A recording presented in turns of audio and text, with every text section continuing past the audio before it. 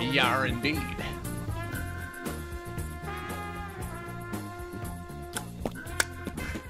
Kansas wants some love. Fuck them. So I don't care.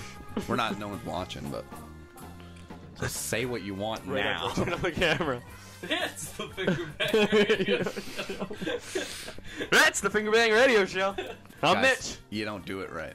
It's the Fingerbang Radio Show. I'll show you how it's done. Ready?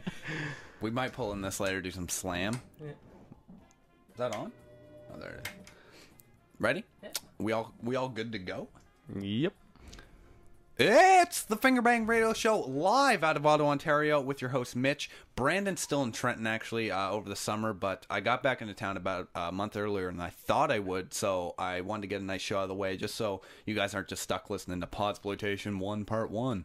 All that jazz, Make it sound like people really listen to them yeah, over and over again. I think really in reality, if some radio show I was listening to was like, here's a marathon show that went on for 10 hours, I wouldn't listen to the last part either, so I don't blame you. But it was we're awful. On the last part. Yeah, no, you We're on guys the were on the second third last part. Okay.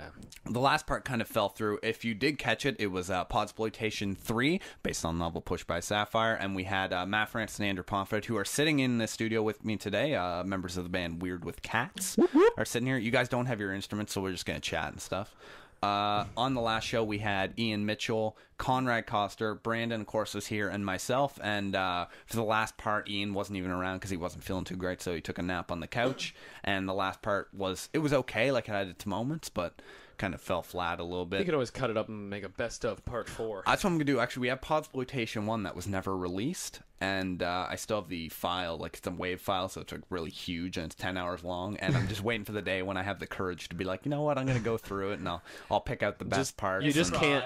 Cry. Well, Right now, I don't want to at all. Well, you just can't play like the part that we're on part 1. No. Or the first one. Yeah. Because that was a shitty night. That was just bad. Oh, that's the day you guys got right back from. You got back into town that day. That was Podsploitation 2. That we literally drove from Bracebridge to the show and did it. Yeah, that's when you guys were in the car all day, right? Yeah, it went really well though. But or is that okay. Are you I don't being know. I sarcastic, don't remember. Or was it a terrible? Well, the Graffiti the People that we share with everybody, the live version of it, is from Podsploitation 2, Electric Boogaloo. Oh, okay.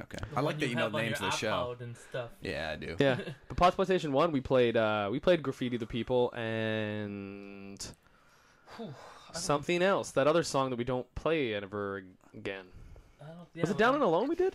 Safety Dance, I believe. Yeah. Yeah, I believe it was Safety Dance. So, anyway, but they were really shitty. Like the mix was off, and we just weren't doing weird. it. Like right now, I have a good setup. Matt and I came by earlier and had a drink, and we kind of just put on the 2 mics and just tested to see where we at. So I'm gonna put stickers on the board just so I know where the exact audio for vocals is, and then we'll do it again. I'll get you guys in with the instruments, and we'll put another sticker, like a red sticker that means like audio for instruments. Yeah. For instruments, just so I can have you guys come through clearly. So if you hadn't heard of the Podsploitation, our last one was Podsploitation 3, based on the novel Pushed by Sapphire, and it went pretty well. I was happy to be done it, though. I'm kind of looking forward to not doing Podsploitations anymore and just doing our weekly hour-and-a-half shows. Every single time I talk to somebody who's going to be on Podsploitation, the best part is when it's over. Yeah, it definitely is. It's fun when you get to out like halfway through, like you guys will come in and do your music, and that's great, and then that good hour, 2 hours afterwards is excellent because everyone's still kind of drinking and having a good time, and we get through everything, and it's funny, and then by the end it's us talking to like the 3 listeners who are still on there chatting with us, and it's basically just us talking to them and getting them to say funny stuff. So you guys really should just like compress cut it off, like yeah. put 5-6 hours Yeah. Do it from 7 to 12 or whatever, and just have a good time. It gets pretty funny. Like, if you guys ever heard, we do Gromcom at the end of every Podsploitation. So it's basically we do this bit we've done on every Podsploitation where it's a gay romantic comedy called Fruits and Plutes. Have you guys heard that? No. So it's basically like I don't listen to your show. So it's like we'll pretend we're like in a relationship, like Brandon and I are in a relationship, and Conrad and Ian are in a relationship, and we go on dates and stuff, and we pretend like we act it out. And Like you're stuff. on a double date? Like we're on a double date. So, like we just tell the story of how our relationships are going in this fake world we're living in. So in the story, Conrad owns like a modular furniture store, like an IKEA, and you know, and over time though, like it went from being pretty serious and well acted to the point where we got Conrad on, so it went all fucking crazy because the guy's a nutcase. So it's basically just Conrad saying like the craziest shit you could ever hear. So if you want to hear any more of that, just listen to the final hours of Podsploitation. Honestly, Conrad Koster is rather a genius or the most retarded person. Yeah, exactly. I'm telling you, man, he's brilliantly funny to me, and I'm looking forward to having him back because I miss him. He's brilliant. I want to meet his parents. Yeah. Like, every time I talk to Conrad and he talks about his family, you're like, I want to meet this person's parents I want to see where this came from. Understand what created Conrad. Yeah. One time, I'm leaving school with Conrad. If you haven't heard Conrad, I always bring him on during the Podsploitation shows. He's brilliantly funny. He just says things like, he's not offensive. He's nothing like that. He doesn't say anything rude, and it's just the way he pronounces things and is like, just, you know, the way he says things, it kills. Yeah. Like, I'm dying the whole time. It's all like, social commentary. No, Ian near passed out listening to Conrad talk once. Like, it was brilliant. But anyway, I'm leaving school with Conrad one day because he goes to the same school that we do, and he's leaving, and he's like, hey, man, you want to go to the grocery store and get some chicken? And I was like, well, yeah, absolutely. That's a great idea. So we leave, and he pulls out a set of keys, and I'm like, you don't have a car? He's like, nope. And I was like, where the hell did you get the keys? He's like, follow me. He leads me into this parking lot. We're getting in a car. I'm like, are we stealing a car right now? Whose car is this? He's like, I don't know. Starts driving. I'm like, whose car is this? What's going on? Didn't tell me till like an hour later that it was his car. Oh, he's a nut. But I love him. He's great. So if you want to catch the next Podsploitation, it's going to be a while because I need a break from sitting at this table. Because he was at my house the other day because it was Devin McNeil's birthday. Devin McNeil is a friend of ours. He's been on this show before when no one was listening for 10 all minutes. of 10 minutes, yeah. Anyway, so it was Devin's birthday. He brought Devin a Happy Meal with a SpongeBob SquarePants toy. Nice. And it was by far the greatest present anyone has ever gotten. Yeah. But what did he say? It had some... Oh, right, okay. Look, he was like, let's get people over here by saying Alexis on Fire is here. Yeah. But Alexis is the name of my new roommate, and he's like, so all we do is we just light her on fire. Yeah. And he's like, and then someone comes over, he's like, oh, hey, man, there's just a smoldering ash pile here. Where's the band? And then we're like, okay, that was funny. And then Alexis comes home, and he's just like, hey, Alexis, well, I'm Conrad. We're going to light you on fire. And I was like, you, sir, are a genius. But then I told him to get the fuck out of my house, because that's just what I say. Every time Conrad's in my house, I'm like, Conrad, you get the fuck out of my house. Yeah. But he never does. But he just doesn't leave. No. I'm looking forward to having another one, but I don't want to do it for a little while. It's tiring. Like, you get to a point where you're like, you feel kind of gross, like you've been sitting in the same chair for 10 hours. And there's people I've heard who do online radio who go for like 26 hours, and I'm like, I don't know how you do it. I know, like, other podcasts I've listened to, like, 24-hour plus, like, it's usually not the same person consecutive. Yeah. They will, like, it'll always go. Like, you take breaks, like 15-minute breaks or whatever. Yeah, every hour. Hour, 2 hours. But I've heard them before where there's no breaks, but they'll alternate their people. So, I mean, like, you got two people that do the show regularly. I mean, you and Brandon can split it up where you guys... The thing is, like, I need to run this because it's like if something goes wrong... Brandon's dead in the Yeah, water. that's the thing. Like he said, he's like, there's no way I'd be able to do the show without you because it's like, first of all, to run uStream, which we all know is a piece of shit. I'm sorry, uStream. You didn't hear that. Plus, you have to run Adobe Audition in the background to record everything, check your levels, and make sure everything's going. So I kind of always have to be sitting here. Plus, with my chair, I'm not letting anyone sit in my fucking chair. Well, I mean, you can always get someone, I mean, like, you get the four people, and even if it's not Conrad or Ian, and you just have one of them. Like, I know I could work at the board and understand how to run Adobe and uStream at the same time. Yeah. So, like, you just need more people that want to be on it. But then if you have a lot of people, then you got to do it longer. Exactly. Especially if you're taking breaks. The thing is, to me, again, it's like, it's my show. So it's like, if I want I get it. Yeah. I don't want to step out. I'm like, it's my fucking show, right? Like I'm Fingerbang Radio. Like that's what I want to do, right? I always want to be here. I don't want to miss anything. Plus, exactly. I mean, but you can always. I left the room once for 10 minutes, came back, they were talking about Yu-Gi-Oh cards. That happened once. I was like, happens. I walk in the room, all you hear is me in the background go, "Oh, are you guys talking about Yu-Gi-Oh cards now?" Well, all you got to do is, honestly, you just do a Cake Talk marathon. Yeah, and then everybody else involved in Cake Talk. I mean, me and Matt, We're With Cats, we're the official band of Cake Talk. Basically, yeah, for sure. So it's just there's like 2 hours that's just me and Matt talking about how horrible our music is and how much we miss Mitch. That we need to become a punk band. We do have an announcement. Uses banjos and accordions. We do have an announcement from Cake Talk Productions, and what we're going to do soon, we're going to be opening up a second show. Finally, we've been planning a lot of different shows that we're going to try to do, and get Cake Talk really more of like a network than it is. More bumping. Yeah, exactly. Very more like a rap video, really. Our next show is going to be a Dungeons and Dragons podcast. Yes. They do exist, and they're actually very popular. They have a lot of listeners, a lot of the D&D podcasts. I've never played myself. Ian Mitchell is going to be our dungeon master. He's played plenty, and he knows what he's talking about. Can I just stop you for a second? Yeah, so absolutely. It's just a podcast that's just you guys playing Dungeons and Dragons. D&D, and we talk, and and people follow along. They're pretty popular, I guess. I mean, I've never listened to one myself. See, I feel like the first one would be really hilarious, because you'd be like, okay, I'm going to use my my magic diamond-encrusted dildo to fight the dragon troll. Yeah. And Ian's like, all right, roll. It's gonna be dope. I got 12, and Ian's like, you successfully raped the dragon troll. Yeah. No, that's exactly what it's going to be, and I'm looking for it. It should be fun. And the name of the show is going to be called Dry Spells, because we're really going to play up on the fact that we're playing D&D. So I'm looking forward to it. I'm going to get some artwork done and stuff for it. Maybe I think I want to get a picture of Ian with like one of those giant 12-sided dice in his mouth, just like staring at a camera. Yeah. But I think the name Dry Spells to me was like my most brilliant stroke of genius.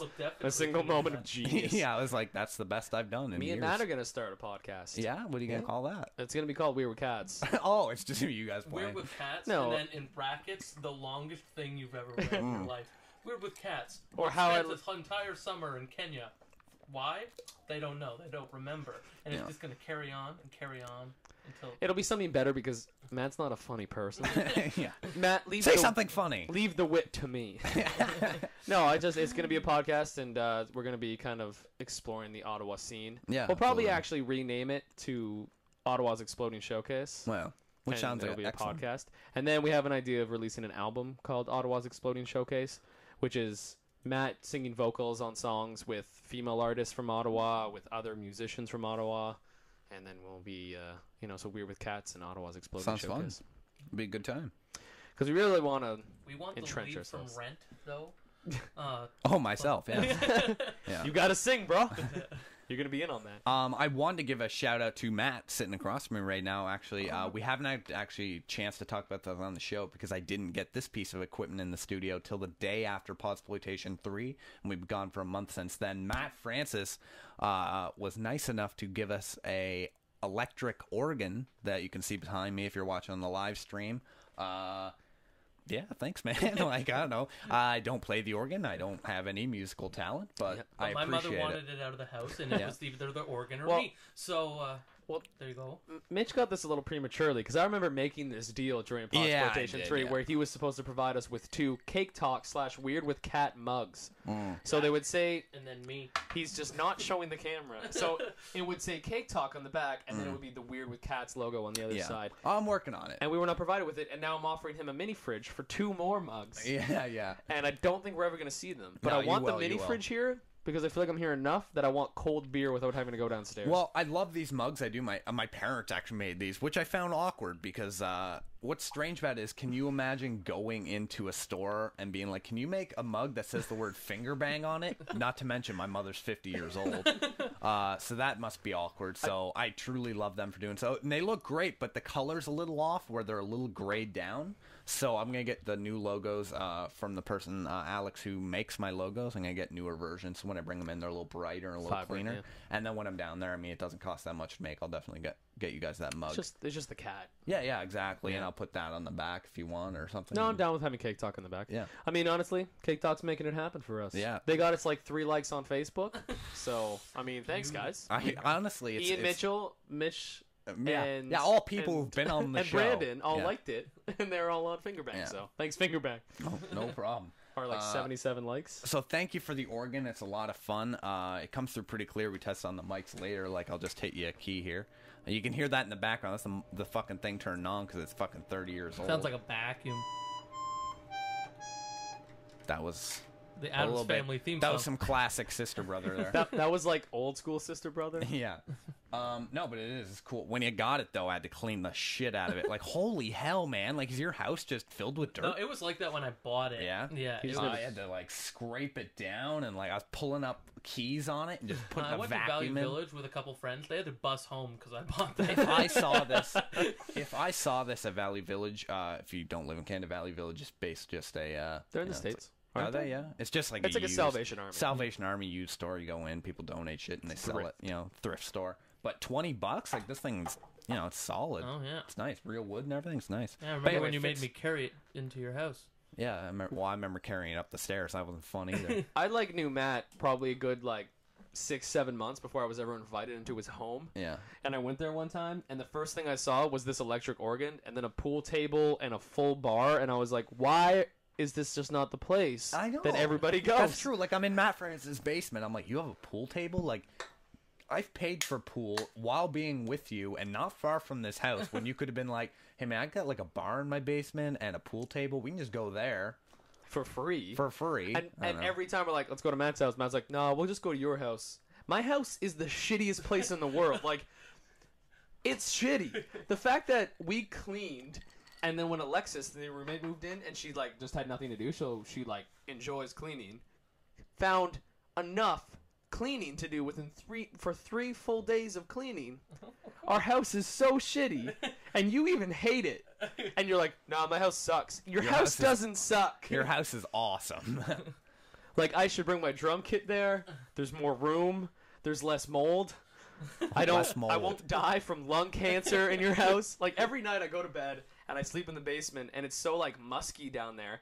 And right when I get down there, I start coughing, and my nose starts running. I'm like, I'm dying. I'm inhaling toxins. I could be playing pool right now. I could be playing pool by a bar and drinking scotch. Isn't that such an old thing? When you go see an old house and they have the actual bar in the basement. I remember when my parents were looking to buy that house, and my mom said, "Well, why don't you come and see it before we decide to throw all this money down on it?" As if you, as a kid, had any choice. Well, I was 19. I was almost 19 at the time, so whatever. I still didn't have a choice. But why don't you come see the house? And be like, I don't like it. Well, fuck you. I was walking around. I'm like, yeah, it's all right. Whatever. I like it. Mm-hmm. It was very old person-y at the time. It is, yeah. The person who had owned it had just passed away, so there was just fuck. Did he pass out in the house? No wonder you don't want to be in that basement. Fuck. I've passed out in that house a lot, but no. No, but I'm walking around. It's kind of old. It kind of smells a little musty stuff, but whatever. It seemed nice. Big staircase and stuff. And I walk into the basement, and I see that bar. Yeah. And I turn to my mom. I'm like, write a motherfucking check. Yeah. Funny story about houses and not getting a say. When I was I don't know how old I was. I must have been 10 years old. My parents, we were moving. We moved from Bowmanville to Newcastle. But while we were moving, they had looked at houses and everything. And I, just as a young person, I guess they just didn't really care what I thought. But I didn't even see the house before they bought it. And then when they moved in, I was at sleepaway camp. Because, I was a 10-year-old. That's what you do when you're 10 years old. Was it Catholic? No.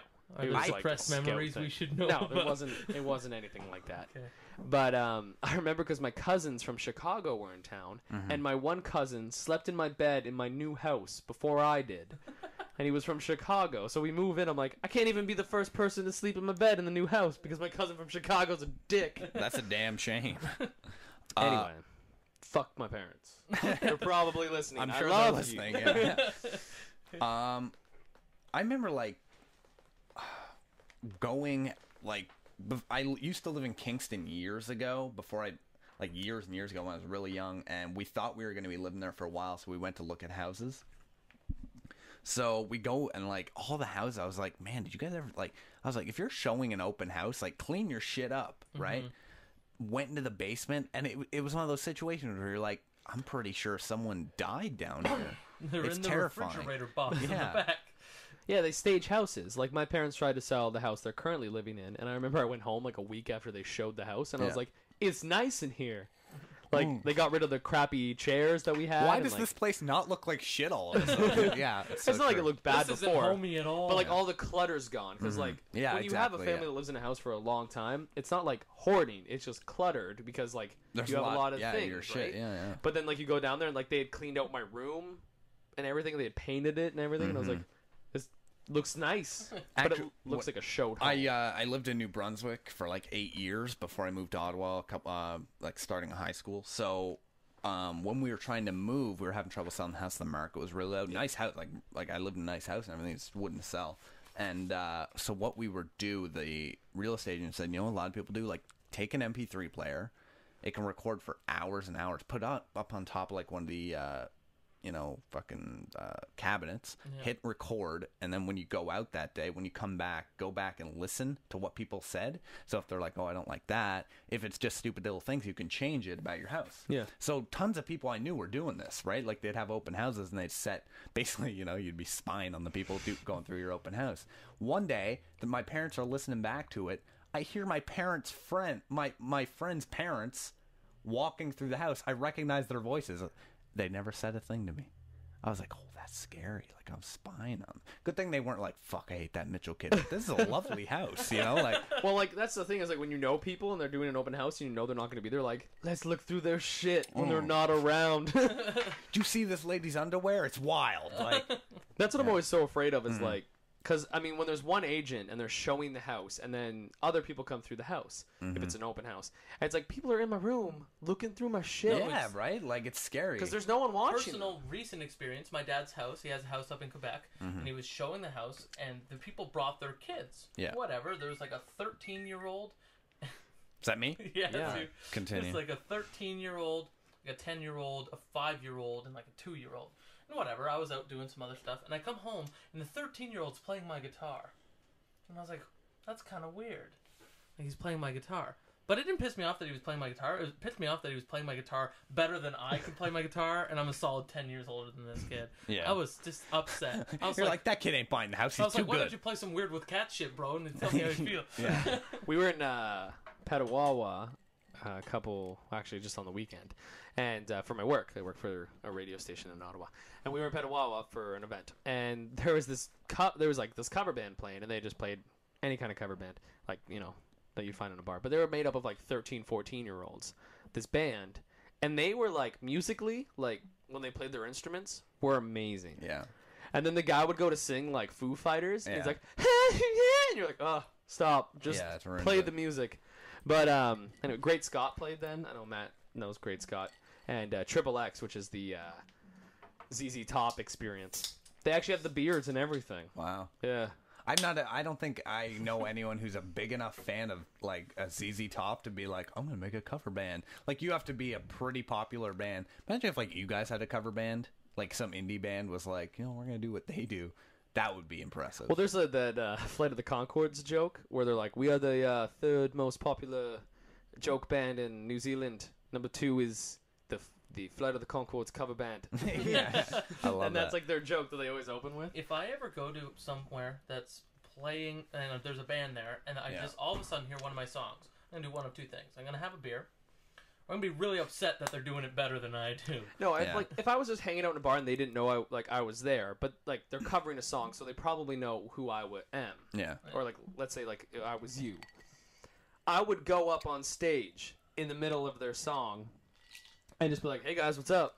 And they'd be like, "Holy fucking shitballs! Yeah. It's the guy from the band." And I'd be like, "We want to jam the song out? Let's jam the song out." Mm-hmm. And I would play it with them. No, I do like what's a cover band? Like, say Sheezer. I've seen Sheezer a couple times. Yeah.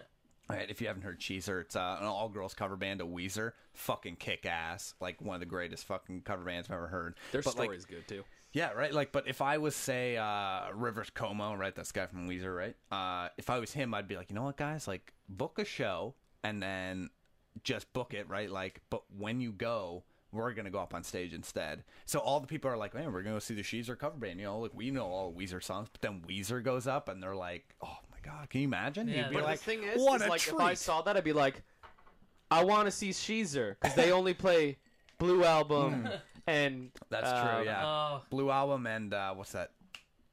Wow, that's gonna drive me nuts. Okay, anyway, but they play the good Weezer, and then Weezer would be like, "This is from Ratatouille." You're like, "I'm out. See you later." They're like, that Green album? You're like, no. Okay. Yeah, it's like, play Buddy Holly. Yeah. What the fuck is the name of the album? Fuck. It's some like weird word. Yeah. If you're listening and you know, you can tweet text me or something at Andy_Pomfret POMFRET. Tweet me or tweet Mitch or Matt at MattJKFrancis and at Mitchell. You know he's good, Frank, so he knows your Twitter handle off by heart. That's great. We were talking about Twitter earlier. How a lot of people still I'll still talk to people about it, and they'll be like, I think Twitter's stupid. Myself, personal opinion, I love Twitter. I think it's entertaining as all hell. There's 2 ways to use Twitter. Yeah, if you're funny. Yeah, anyway, there's just 2 ways to use Twitter. There's guys like Mitch who use it appropriately, where he presents his comedy through Twitter. So it's funny things, and then he's like, I do a funny podcast, come listen. Yeah, it's this, but all the time. And then there's people that only redirect you to other people or links. So then there's they just 3, because then there's the people who constantly tweet but aren't good at it. No. There's 2 ways to properly use Twitter, is what I should say. There's comedian, comically, and then there's like business driven, or like even if like you're driving it's a comedy, there's like ad revenue driven. I'm gonna make money from Twitter. Yeah, well, there's and then there's a third type that is everybody else that is really shitty at Twitter. Like we're not sports like guys. Matt's really shitty at Twitter. Matt, why are you just hating on me? Because I hate your Twitter. I love his Twitter. Are you nuts? Okay, no, the thing is like every once in a while you read Matt's Twitter and you're like, yes. But then like the 10 other times you read it, you're like, no. No, not true. Matt is one of maybe like 3 people who I'll go to his Twitter just to read what I missed. Because I do that too. Because I love his Twitter. Okay, I shouldn't say 1 in 10. Like he does have like every. I think he's brilliant. He has his moments of pure. He's kind of cute, pure too. Genius. Like I'm not saying he has like all of his tweets suck. I'm just saying every once in a while he has like. It's not that it's a bad tweet, but I feel like because I know Matt it's like I understand what he was thinking when he tweeted it. But you're like, you shouldn't have tweeted Matt, it. you could have did better. Yeah, like you think about it, you're like, you could have said this instead. But really, I think Twitter is. I love Twitter. I love it. I use constantly, and Twitter I find for Canada, because we're in Canada, Ottawa, Ontario. I feel Fingerbang Radio Show. It's the Fingerbang Radio Show. I feel we didn't get Twitter like we were available. It was access to us, but people didn't start using Twitter for me, and not till recently. Well, it's so weird because we had Facebook, and Canada took Facebook a good 2 years before the States got on Facebook, because they were still like, let's use MySpace. But then they were using Twitter, and we're like, fuck Twitter, I got my fucking Pixie account, or what? Pixo account. I don't need Twitter, I got a Pixo. Yeah. Well, yeah, okay, well, like, Matt brings up a good point about Twitter before, because he was saying about sports people. Fuck that. I'm just going to go to tsn.com when I want sports news. Yeah. I don't need people telling me in 144 characters about sports, because honestly, if I want sports, I want in depth, and I'm gonna go to TSN. Yeah, because which they I don't know want sports because neither do I. But like if like I like hockey, and I'm a Philadelphia Flyers fan, but I'm still interested in like how the games went down. I don't care about all this like people that still tweet now about hockey. That doesn't make sense to me because there's no hockey on right now. I want game results, and that's it. Like I really want. Are the Flyers like a group? They're a band that play at hockey games. It's Buddy Holly and the Flyers. Oh yeah. Buddy Holly and the Philadelphia Flyers. I enjoy watching sports, but I do not care for the bullshit that happens in between the games because people they tweet now and they write on Facebook and they do all this shit about how all these trades are happening. There's you know that like half of our friends that we've gone to school with right now are going like I will drop names on people that I think should die because of their Twitter accounts. Matt, actually, you know it's weird though, because Matt, last time you were on just a regular show, we were talking about how we didn't understand how people can be fan of sports teams. Yeah. That besides the point, but we were also talking about the Olympics, which to me, I have no idea when the Olympics actually come on. I have no idea when. Well, it's always in some weird part of the world, and I don't know what time it is. But even that, like the only reason I know about the Olympics is because people are like, oh, the Olympics are gonna be on soon. I'm never going like, ooh, I'm waiting for the countdown. I know when it's coming on. I know nothing. I was sitting in a bar, and You drunk? it was no, I was actually drunk, but I'm sitting in this bar and I'm looking up at the TV and it's like day 2 of the Olympics. I was like, when the fuck did the Olympics start? Yeah, it's true. No, but that's it, because I don't know at all. And my mom calls to me. I'm like in bed. It's like 3 in the afternoon. I hate my life. My mom goes, the 200-meter freestyle men's swimming finals about to start. I'm like, how did you just know this? Yeah, like why is that a thing you do? You know Michael Phelps, how he's at 19 medals. But the thing is, like, he won 1 medal, and it was a silver medal this year or whatever. So, like, apparently he's not the best swimmer anymore. But the problem was, like, it put him over the record for most medals won by a single athlete. By an Olympian, yeah. Because he competed in the last 2 Summer Olympics, and in both, he got, like, 8. He got 8 in the last one, and like 7 the yeah, because he broke the record for this like single most in one Olympics. Yeah, when he beat the other swimmer guy. Yeah, and then he got like he's already gotten like 2 or 3 from this one. But there's this like swimmers. Why are we talking about sports? I don't know. We do this. We talk about how we hate sports. And then we talk I'm saying is like, what I don't get about the Olympics is that there's a lot of sports that I don't feel should be in the Olympics. Number 1, horseback riding. Now let me finish.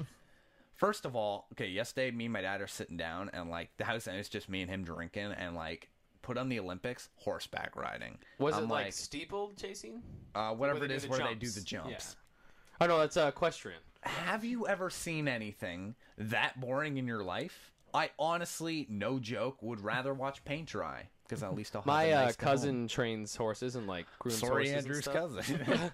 Well, she does all the stuff like that. She doesn't ride them competitively. Don't get me wrong; it would be fun as hell to do, but I can't imagine. Well, that's what she says, because I had a conversation with her and I said like, "What is the appeal?" And she's like, "When you're on a horse and you're doing stuff like that, it's amazing because you've trained this horse to respond to just movements and like slight commands from you, and it's doing amazing things. Because normally a horse would stop." Like, it wouldn't jump over a fence. It would stop before the fence. Okay. But, so you have to, like, you train the horse to be ballsy. Yeah, I get. I just don't. I don't understand.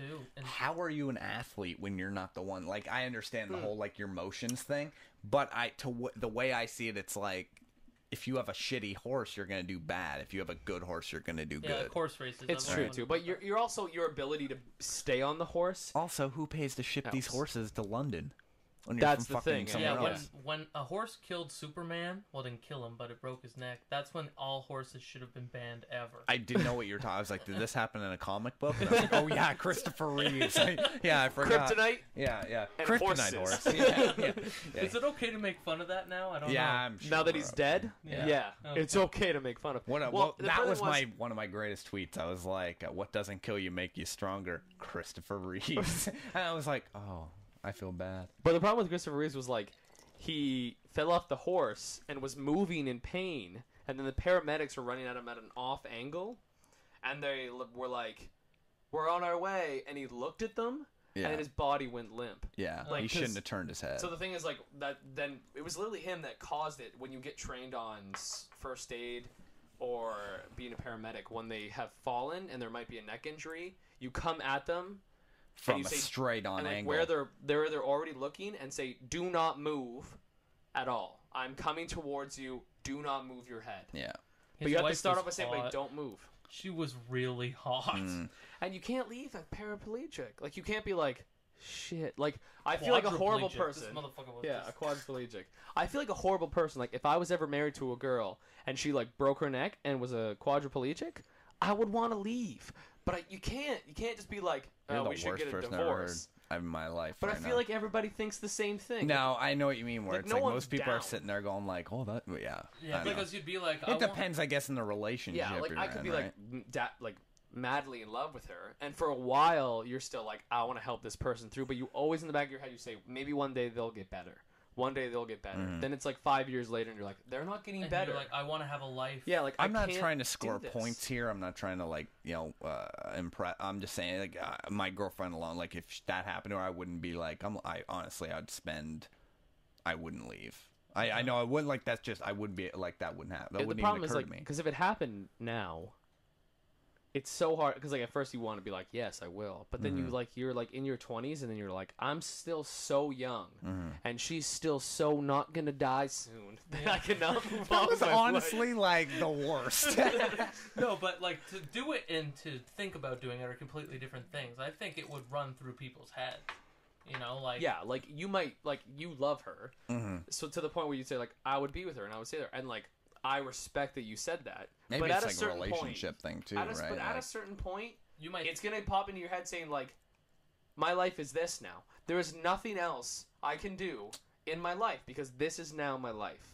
And then you'll think about it being like, how do I not have this as my life? Well, I mean, I guess it depends on who you're with too, right? Like, I guess it's like I'm not in your mind. Yeah, exactly. Yeah. I mean, like, I don't know. I guess I've never had a good relationship. Also, Christopher Reeve was a lot less good looking after he was. That's in the that good show. test, right? He It's wasn't like, though. He looked the exact same. Yeah, that's true. He wasn't as attractive. I was like, how did you get this fucker If anything, to play he got Superman? more muscular.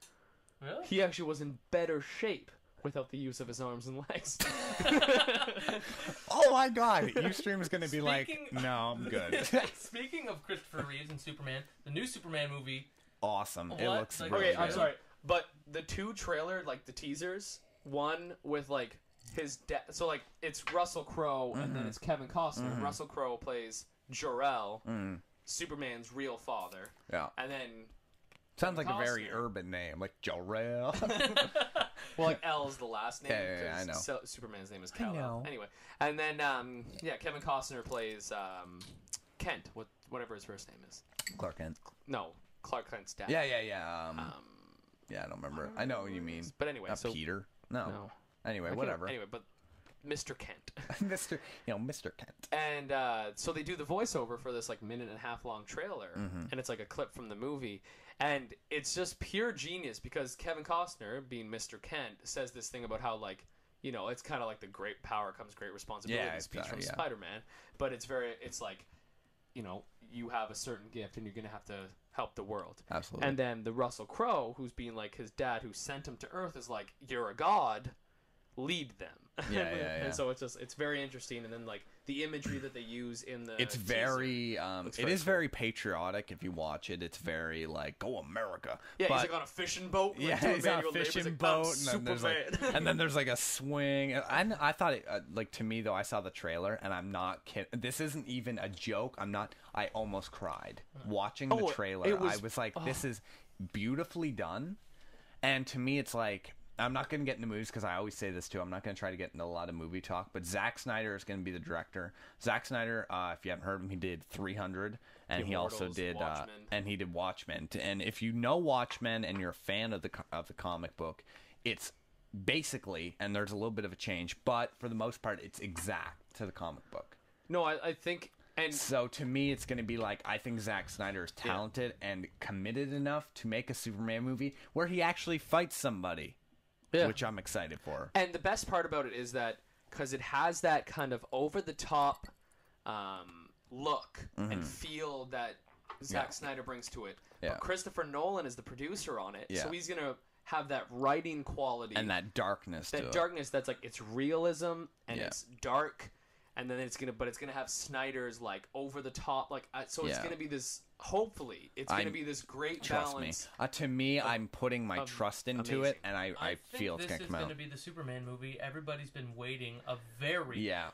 very long Yeah. time. Honestly, I for. can't say I've ever seen a Superman movie where I didn't fall asleep. Superman Returns, to me, it comes down to the point where I'm it's sorry, like, but Superman Returns is the worst movie ever made. yeah. Yeah. To me, I'm sitting there going like, I understand that he's ultra powered. He can't just fight criminals, but it's like, I want to see Superman punch somebody in the face. Like, I want to see him get in a fight. I want to see him in a battle. Because, like, I don't know, because that's the problem with Superman, and it shows it in Superman Returns when he's on the roof with the petty criminal, and he literally shoots him in the head, and it bounces off of his eyeball, and instead of him fighting him, the guy just gives up because he realizes he's fighting Superman. I want to see him fight someone who he's actually has trouble with. And there's this thing that says, like, the only power that Superman doesn't have is something that he hasn't tried yet.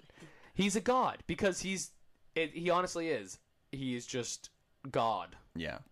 For the superheroes, but I hope that because like if you look at even the teaser, it does have that realism to it because he's like working on a fishing boat and just doing his thing. Yeah.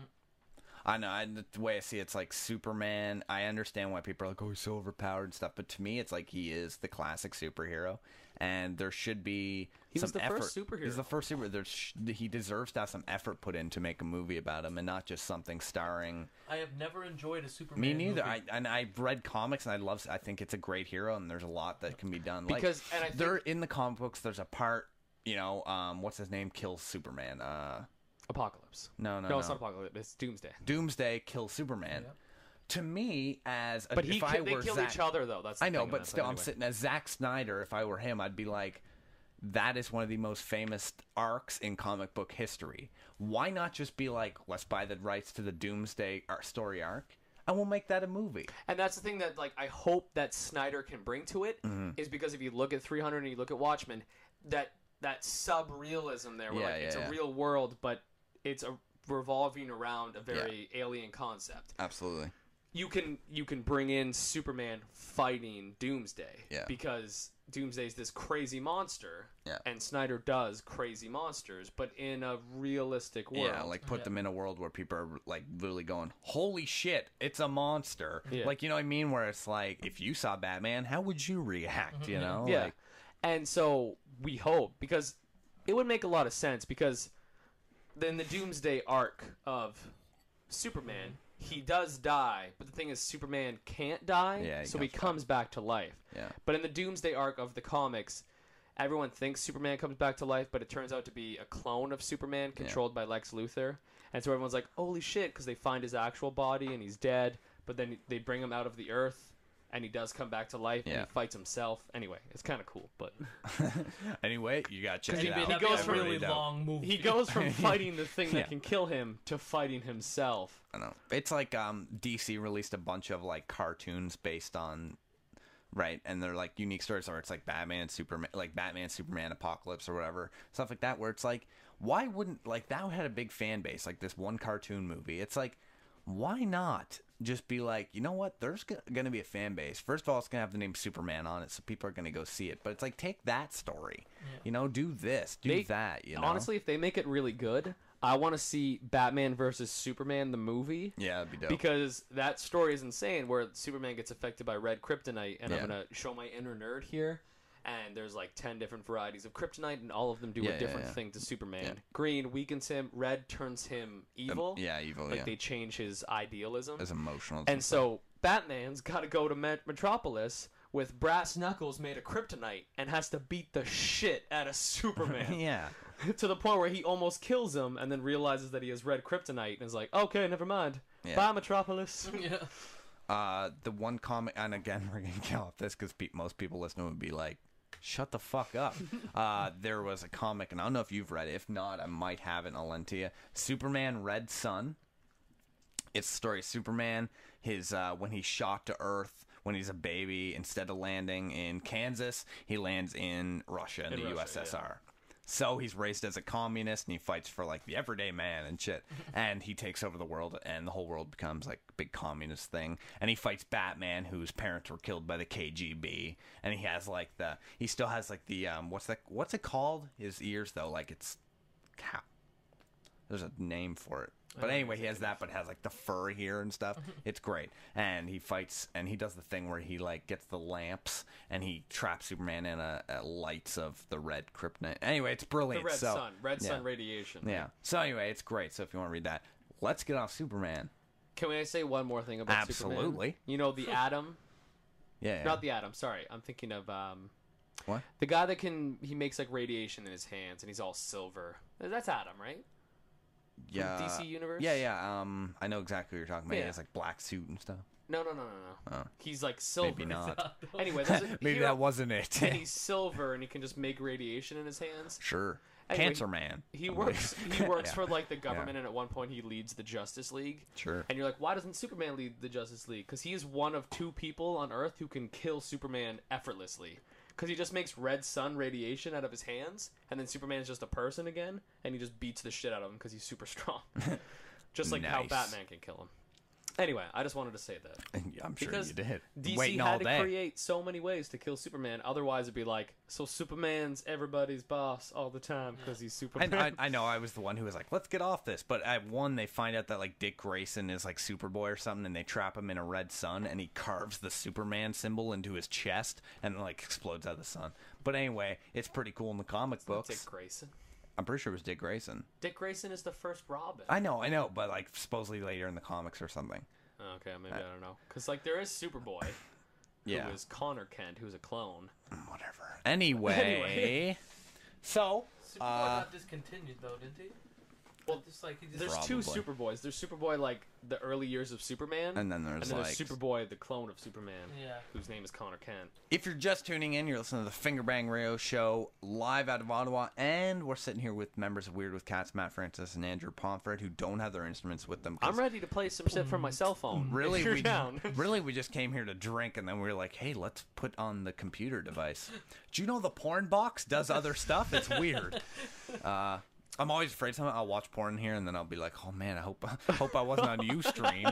Fuck. That would be the greatest moment. Almost like, Fingerbang is live on uStream, and I just go in, and just Mitch just jacking off. And there is over 1,000 viewers. Yeah. It's like, is he using some kind of rope on his neck? I don't like it. I don't like it at all. I don't like this at all. Yeah, it's scary. Yeah, no, it's. I actually really like coming on this show because it's fun. I mean, you can. I like it a lot without Brandon. Yeah, it's a lot better. I miss him. I fucking miss him so much. No, Brandon's actually really good. You guys have a good dynamic. He's funny, but it's like I just miss him. You have that connection. Well, right? I guess it comes with anything when you know someone that long, right? It's where it's like maybe I have feeling like if I really think about it when I listen back, it's just me and him going like finishing each other's sentences. It goes one of two ways. Either you know someone so well that you can have amazing chemistry, or you hate them. No. Like, I mean, where like you're still really good friends with the person. Yeah. Like you and Brandon, you worked really well. Mm-hmm. And now I did a podcast like a year ago with my friend Pat, and it was called Palm Tree and the Jackass. Yeah. And that was really good. It was honestly like a pretty decent podcast. Yeah.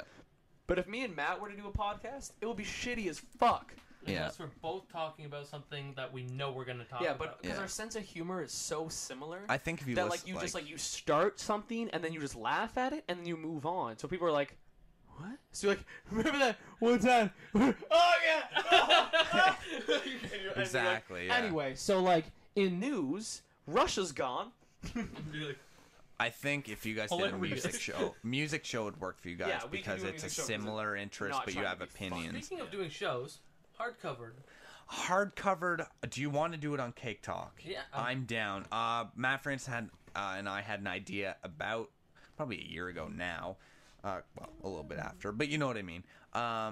Because we both go to school at Algonquin College. Now, Algonquin College has a radio station called CKDJ 1079. It's an FM station here in Ottawa. You can also check it out online. I mean, I might as well give the link, right? CKDJ.net if you want to listen to it. It's this year coming. It's going to be all local Ottawa bands. Our music director, Doug Ralph, is going to be putting that up for us, and all the students have shifts on air, and it's, it is, I mean, you can joke, it's a legitimate station. I mean, we do all music, we do news, and it's all that good stuff. All that good stuff. There was a thing going where you could suggest a show for the next year. So Matt and I had the idea of doing the show, which originally was going to be called The Library. So what we do is we read. Oh fuck, we're gay. That's so awful. So the original idea was we're going to read a book, and then we'll talk about the book, and we'll build a soundtrack around the characters and all different segments of the show and build a soundtrack for the book. So we thought the idea was great, and we were like, we'll suggest it to the show station for the next year. And then we thought, fuck that. I don't want to do that at all. And then I was like, well, I have a production company here in my room. In my bedroom. In my bedroom. My bed's right there. So really we could do it. So basically what we're going to do is we're going to start with, I still want to start with Catcher in the Rye. It's a famous book. Most so people does all read Rammstein then. then. Yeah, exactly. Rammstein and Pink Floyd. Yeah, exactly. Run Like Hell. Because that's all he did the entire book. Yeah. And here's Pink Floyd with Run Like Hell again. Again. Beep. Put it on repeat. that's what we're gonna do for the show. Is we're gonna read a book every week, and then we're gonna go on and we're gonna talk about the book. We're gonna build a soundtrack for the book. So I think we're gonna do it here. I just got to read more, you know. If Mitch is okay, me and Matt's podcast is also going to be done here in Mitch's room. If you guys want to do a show through Cake Talk, like, I'll leave the room. Like, you know how to work this equipment. If you want to do it through here, it's just, if you're going to do it in here, it's going on Cake Talk, motherfucker. Like, I already said that was cool. Yeah. We were just going to call it Ottawa's Exploding Showcase. no, I'm Bring in guests from Ottawa's local music no, scene. that's totally fine with me as long as I'm here. Because you guys, Yeah, can't we're just just going to walk in your house. Hi, Mitchell's mom. Can you cut us some keys for your house so we can just use your Hi, bedroom? Mitchell's mom. This is some crazy guy from a band. Yes, he is high on coke right now, but that'll be fine. Can he use your shitter? But I'm that'd be fine if you guys want to do that. Because I mean, to me, like CakeTalkProductions.com, we have, again, like I said, we have the fucking domain. I'm still waiting on it to be built, and I'm getting a little frustrated. But once it is built, we're gonna start adding stuff to the roster. You know, and we're gonna have multiple shows. You're and gonna be able to hopefully- buy Weird with Cats' thing off there, like. Well, the thing is Absolutely, like, yeah. Weird with Cats is coming out with a website called weirdwithcats.com. Is that what it's and called? Also, Wow. hashtag It's Always Greener. Yeah. Just if you start hashtagging It's Always Greener on Twitter, Yeah. like hashtag It's Always Greener. You Don't guys put the check if apostrophe that's 'cause already been used. 'Cause that might no, be a weird I already porn have thing. checked. Okay. It's not an existing I'm gonna get hashtag. it going then with just weird porn shit. Okay, good. I got fucked by a horse. It's always green. You guys are like, it's been ruined. It's over. Yeah.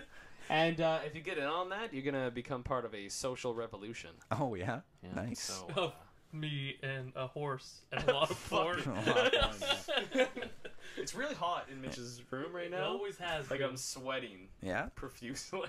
we'll take we got another 10 minutes. Take a break and need another drink. Yeah, I was But just thinking that. we'll But be fine. anyway, So that'd be great. Like, if you guys want to do that, like, I don't mind if you guys, even if you guys like just want to promote through Cake Talk, because like we already have, like, you know, I don't have a huge fan, but I have a fan base. we have a And there are bigger people fan listening. base. You should start promoting through us. Yeah, I'd be like, Weird with Cats presents the Fingerbang Radio Show. But if you want to do that, like, that's fun to me. If you guys don't want to record here, like, if you want to record at school, anything, like, that's, you know, it's no big deal. No, right? it's I think Cake Talk can become the next big other thing. It'll be the next Microsoft. If we play I our don't cards know what right, I'm doing. this will be the next Microsoft. Yeah. Without the money. And without the money and without the knowledge, I'm amazed. I don't Bill even know if Gates this is stole working. Windows from a fucking homeless person. Yeah. Take him down. He already retired. Good. What? What? I am looking forward to getting the website, which, by the way, if anyone's listening, you know who you are, the guy who's running my website right now. Hurry up! Who's your webmaster? I won't tell you. He actually is listening. He texted me. But, yeah, I really want to get that website going because I'm really excited. One thing I do want to promote, actually, it's not even from Cake Talk. A good friend, Tyler Wanick, is running a podcast called Vicious Integrity. You can just Google Vicious Integrity, viciousintegrity.com, I believe it is. And he does a podcast. They're short episodes where he just explores different segments, very current affairs type show. Brilliantly well done, very talented, very well done. And yeah, just check it out. Vicious Integrity, it's great.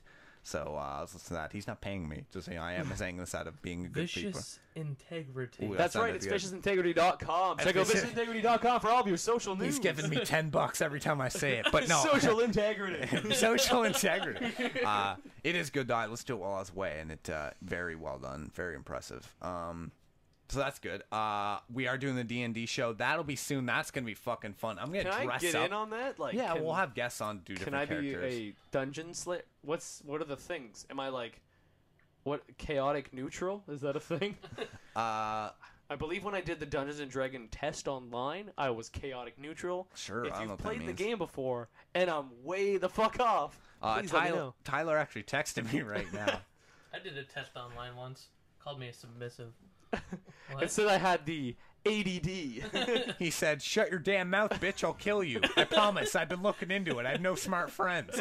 Thanks for the plug." What does that mean? No, but it's a great show. So I just suggest check. He does this show where he's talking about how like people have this weird fascination with the apocalypse and like this weird obsession we have with like the zombie apocalypse and stuff. And it's that brilliant. is so recent, but it's just the thing with the apocalypse is because we've explored so many ways that it can happen. Because the world's gonna end any minute. Yeah, because we think about it. Because we are the one generation that like we could possibly kill ourselves very easily. Yeah. And there's two ways that we handle the end of days. One is when you know that it's happening, you either have total clarity and you understand the entirety of the universe, or you freak the fuck out. Zombie apocalypse is one of those things that I don't talk about on the show either because people just seem to talk for like 6 hours and it just gets boring where it's like, dude, people have written books. If you've written a book about the zombie apocalypse, I don't like you. There's like the one guy that wrote a zombie survival guide. And whatever Z or World War Z or whatever. But he was I don't know why that's called that. He was the first guy that really like brought zombie-ness into the mainstream, so I respect him for that. Yeah. But everyone like they talk and you're like, you're just quoting Zombie Survival Guide. Yeah. Let's all go to Canadian Tire and buy guns, though. Yeah. I think it'd just be a lot easier if you just let yourself get bit. Yeah. It would, because you wouldn't have to think anymore. And then you just go and eat shit. And then you would tweet random shit. Yeah. You'd be like, we're brains. Yeah. Could you imagine? And you'd get retweeted constantly. If we... I agree. I want brains, too. Remained enough brain function to still use Twitter as zombies. Like, I want to see that movie. Yeah. Start that hashtag zombie using Twitter and just tweet the most ridiculous thing. I want to take a break. Yeah, I need a drink, and I kind of want to take a pee. I also agree. I need nicotine. Yeah, cool. So we'll take a quick break. Back in like 10-15 minutes with more of the Fingerbang Radio Show, sitting with Weird with Cats. Stick around. In 1943, two middle-class gentlemen had a dream to bring useless information and penis jokes to the masses. With the help of the new developments of the internet machine created by Al Gore, they set forth to create a program meant to entertain and offend. And so it was. Unfortunately, the sons of these fine gentlemen chose not to continue their father's legacy. Luckily, years later, the grandsons of these men discovered their grandfather's porn, and along with it, their dream of penis jokes. Now, in the 21st century, the Fingerbang Radio Show returns in marvelous Technicolor with high-quality stereo sound where available. Tune in every Friday at 7 p.m. Eastern on uStream. New episodes every Saturday. The Fingerbang Radio Show. It's the Fingerbang Radio Show live out of Ottawa, Ontario with your host, Mitch. And of course, Brandon again. Sadly, he's Brandon. He isn't with us. He died. He's in Trenton right now. He hasn't come back. He'll be back in a little while. Right now, I got back and I was like, man, like I miss the studio. I miss doing a show. I miss doing this. So I was like, who do I know? Well, I know Matt Francis and Andrew Pomfret of Weird with Cats. So I'll let them come on the show. We're so shitty. I was about to start singing an Annie song there, and I don't know why. It's a hard no. I believe that's a Jay-Z song. So we decided to take a break, and we'll go into the next little bit here. So Brandon's not with us. Couple things I want to get out of the way. If you are listening, you want to join the Facebook group, just search The Fingerbang Radio Show. Also, you want to give Cake Talk Productions a like. That's our lovely studio here. Cake Talk Productions. And also, you're going to give Weird with Cats a like on Facebook. Just search all these things, and it's and also, you should give Weird with Cats Production Studio a like. That is that a thing? No, yeah, it's House of Fish Productions. Yeah. House of Fish. Those guys. Sounds that pretty one dumb. guy in his basement's pretty chill. Mike Poisson, he's actually fantastic. Yeah. We're getting back in the studio. Actually, you know what? Let's officially talk about this. I feel like I'm going to get schooled here. In little over... Are you going to dance at me like... 24 days. Step up revolution. In little over 20 days, we'll be back in the studio for a couple of days, finishing off our EP, Random Violence and Flying Things. Well, it's called like the Greener or something. No. It's Always Greener is just a social revolution. Oh. But Random Violence and the Flying Things. Okay, I understand. Because It's Always Greener has changed from the vinyl release to a social media thing. Okay. So, totally forward in time. We don't have $1,000 to spend on vinyls. Yeah, I could barely afford this whiskey. I can't eat tomorrow, so drink up. Wait a second. Shouldn't you be paying for all this? Yeah. Wait, aren't you our boss? I do. Well, we'll talk about that later. Yeah. So, like Weird with Cats, like Cake Talk Productions, like House of Fish, and join the group because that's where the episodes go posted up first, and we post funny things every once in a while that you can like and comment on, and really just interact. Like honestly, we'll talk. I always love when you post something and then Brandon posts something the exact same thing right away, but he's like, "I agree with Mitch," and then just post. The same literally, thing. like I'll make a big update saying like this is what's happening with the website, this is what happened with the show, and then he'll just like post the exact same thing, and at the end be like, "I agree." Like I'm like, put in some effort. I do. I can't wait to get him back though. Again, like I find we're getting more and more stuff. Like I'll go to stores like today we're at the thrift store like Valley Village and we're in the dollar store and stuff. And I've just like cap guns and that was just the best. It was 15 minutes. We'll of my shoot life. those off at the end of the show. That's how we'll end today. We'll be like goodbye. So I'll just find stuff and be like that would be funny to have in the studio like behind me. Just stupid stuff. So I like your mushroom. No, thanks. Thanks. I guess that's right there. See, I got a mushroom behind me. No, I just like buying stupid shit because it's funny. Like it's just more stuff to add. To me, it's like everything I do now just revolves around how can I entertain people you're watching. You're a collector.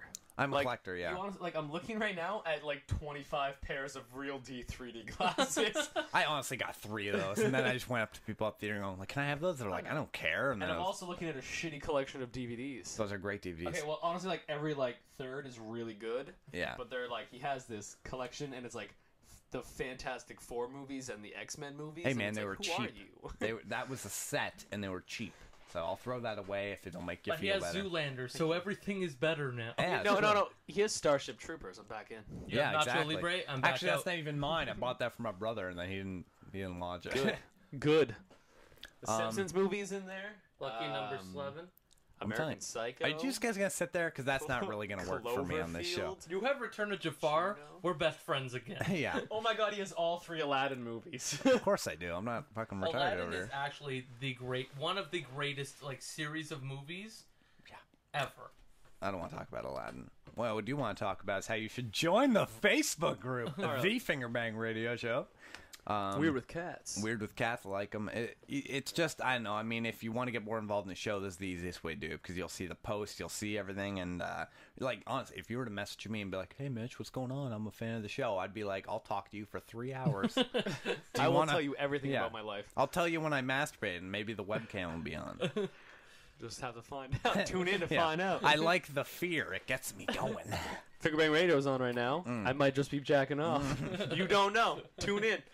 Again, thanks to Matt Francis for the electric organ sitting behind me. I mean, I don't know when we'll use it. Maybe on the Podsploitation when we're doing slam poetry, which I think maybe we should do by the end of the show tonight. If I can mention something, this other little keyboard that I lent to you. Yeah, that's true. Nothing in this room is yours, is it, Mitch? You open up GarageBand. Yeah. And you can put on a drum setting. So we can just go boom, boom, boom with that. Boom, boom, boom, boom, boom, Boom, boom, boom. Boom, boom, boom, boom, boom. What's that from?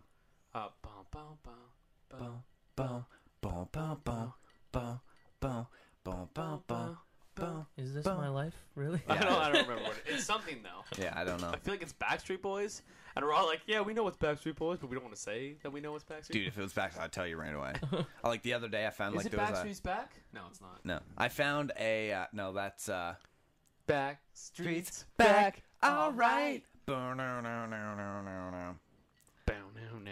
I can sing that song just as good as I've heard so many times that like I feel like I can like fake the voice so much. Everybody, yeah.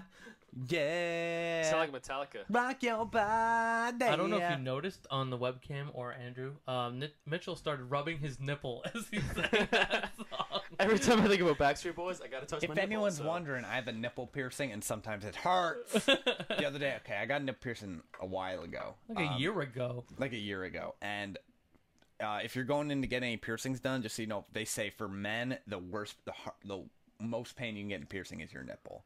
And I'm telling you, they're not lying. It fucking hurts. The thing is, like, I feel like women would feel it more, though, because we have less nerve endings. No, they literally say they're like, women can handle it. Because, like, think about it. Like, women, like, they're... Nipples are made for little people to chew on. Yeah, they're like built for people to like be able to like really go, you know, especially when that kid's teething and like pulling at your fucking nipple. Like, no, guys, they say it's the worst. Like, that's not supposed to happen. So we just have the pain, not the pleasure sensors. No, although I had a friend, I won't say his name. He said that like if someone touched his nipples, he'd be like, oh my god. I had a girlfriend once. No, I had a girlfriend once who was just like. She's like, I want to like play with your nipples and see if that does anything for you. And she's doing. I'm like, I got nothing for you. Like, they're my nipples. They sit there and look weird and do nothing. I'm aware I have a hard on, but that's just an anticipation that you might do something. You're also naked right now. That's why my penis is erect. Yeah. Not because you happen to be playing. And Mom and Dad, thanks for listening to the Fingerbang Radio Show. Yeah. I know for a fact that my parents listen to this shit because did they? Yeah, like PlayStation 2 or was it PlayStation 3? Really? My dad was like, I liked what you did there. It was I love PlayStation that. 2. My dad was like, good job. And I was like, why are you listening? I talked about my nipples. I'm fine with my dad listening. Yeah. Because my dad's cool shit. Yeah. My mom's like, what? Yeah. Why do you happened to say me. these things? Actually, I didn't tell my parents the name of the show for a long time because, again, it is called the Fingerbang Radio Show. So I didn't feel like really like being like, hey, it's called Fingerbang, dude. You know, like, you know that thing that you strive to do in middle school because you're just so horny. You know, so I didn't tell them right away. And then my brother texted me. I was trying to get an interview for the station CKDJ. I was trying to get an interview from. They were doing a meeting about the transit system here in Ottawa, so I went to City Hall to try to get an interview from someone and some audio clips, and my brother texts me. I'm sitting in City Hall, and he texts me, he goes, Mom wants to know what the name of your show is because she wants to listen to it. And I was like, no, he goes, I told Mom what the name of your show is because she wants to listen to it. And he's like, I told her it means like finger guns, like, you know? And I was like, well, I'm sure she'll fall for it. So I got home. She's like, "You're grounded, lol." And she didn't care. She really didn't give a shit at all. And like I said, right? She made me mugs that say the Fingerbang Radio Show on them. She doesn't care that much, right? Like that is like my mom. Like when I originally do something, she's like, "Mer," and then she's like, "Never mind. You're creative and talented and shit." That's the thing. Me doing this has gained, I think, more respect from my parents than anything. Going like, I've committed to something. My mom came and saw me and Matt play as Weird with Cats. Yeah. And then she's like, "I'm just gonna let your life roll out the way you want it to because you're doing cool shit." Yeah, like I'm doing something. Like I've put in the money to build this, and I have friends who want to be involved. Like, I mean, like 19, 20 years old, like it's okay to call your shit the Fingerbang. Yeah. Like I mean, if Matt's and if I build a fan base out of that in like 20 years, if I want to keep going with the Fingerbang Radio Show, there'll be enough people. But I mean, like also like if Mitch had started the show when he was 30, and he's like, let's call it the Fingerbang Radio Show, then I'd be like, you need to grow up. You need to grow up. Go back to school. At least call this like the "fuck you in the ass" show or something. Yeah, something a little more mature. Yeah. Because anal sex is something you do when you're 30 years old. Yeah. Fingerbang is something you do when you're in your teens. Yeah. Like Lucy does a joke where he's like, no, it's not Lucy, but he's like, I tried to finger my wife, and she was like, what the hell are you doing? Anyway, it got dirty, but whatever. Yeah. So they when I told them that, you know, they were fine with it, and it went over pretty well. Like when we first started, if it was up to me, if I could go back in time, I probably wouldn't name it the Fingerbang Radio Show because I didn't anticipate marketing the show because I feel most people don't listen to it because they don't get it. Yeah, it's true. You know what I mean? A large percentage of the fan base are going to go like Fingerbang. Like that thing I did in middle school? Yeah, I don't want to listen to that. And but I mean, then you look at the other Fingerbang Radio Show, and I hate to bring them up. I always hate No, it's fine because they brought us up on there. Because they're 30-year-olds that call a show Fingerbang. Like, grow the fuck up. No, but at the same time, I'm not going to say it because they actually did a shout-out for us on their show. Okay, well and then... No, but it's good. Like, I've listened to their show. It's a good show. Yeah, it's not bad. I'm just saying, it's interesting that they would call their show Fingerbang. Yeah. Being that, like, they started the show a similar time that you did. Well, you know, like, I'll even promote them because, like, I've heard their stuff. It's not bad. They don't actually call their show, I don't think, like, I haven't really looked into it. Well, like, lately they've been calling it... the Addie and Shane Show. So that, and I think it might have had something to do with iTunes. When they're putting their episodes on iTunes, they're thinking, how can we get more? And they changed it. But It is called Fingerbang Radio. Like that's what they do. That's what they do. It's like you with Cake Talk. Cake Talk is very much my Cake Talk Productions is their Fingerbang Radio. Exactly. But I'm not gonna say it because they actually went on. He sent me an email one day, Shan, and he goes, "We mentioned you on your show. It's like looking forward to typing at you." And I was like, "Well, fuck," like and like I'm sitting in Kingston, and my heart's just like, "Oh, fuck!" Like now I'm gonna put up with this shit. And he goes on. He's like, Brandon, because they had joined our Facebook group, and at first me and Brandon are like, they're spies, is what they are. They're up to something. But he goes,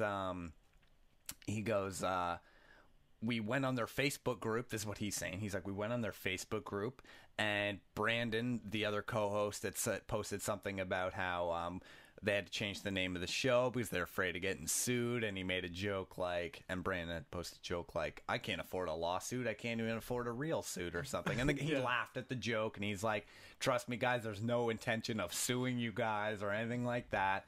And he's like, you guys can just go on doing whatever you want. He's like, and literally he said, he's like, the only reason I suggest changing the name of your show is because when someone Googles Fingerbang Radio, they're getting both of us.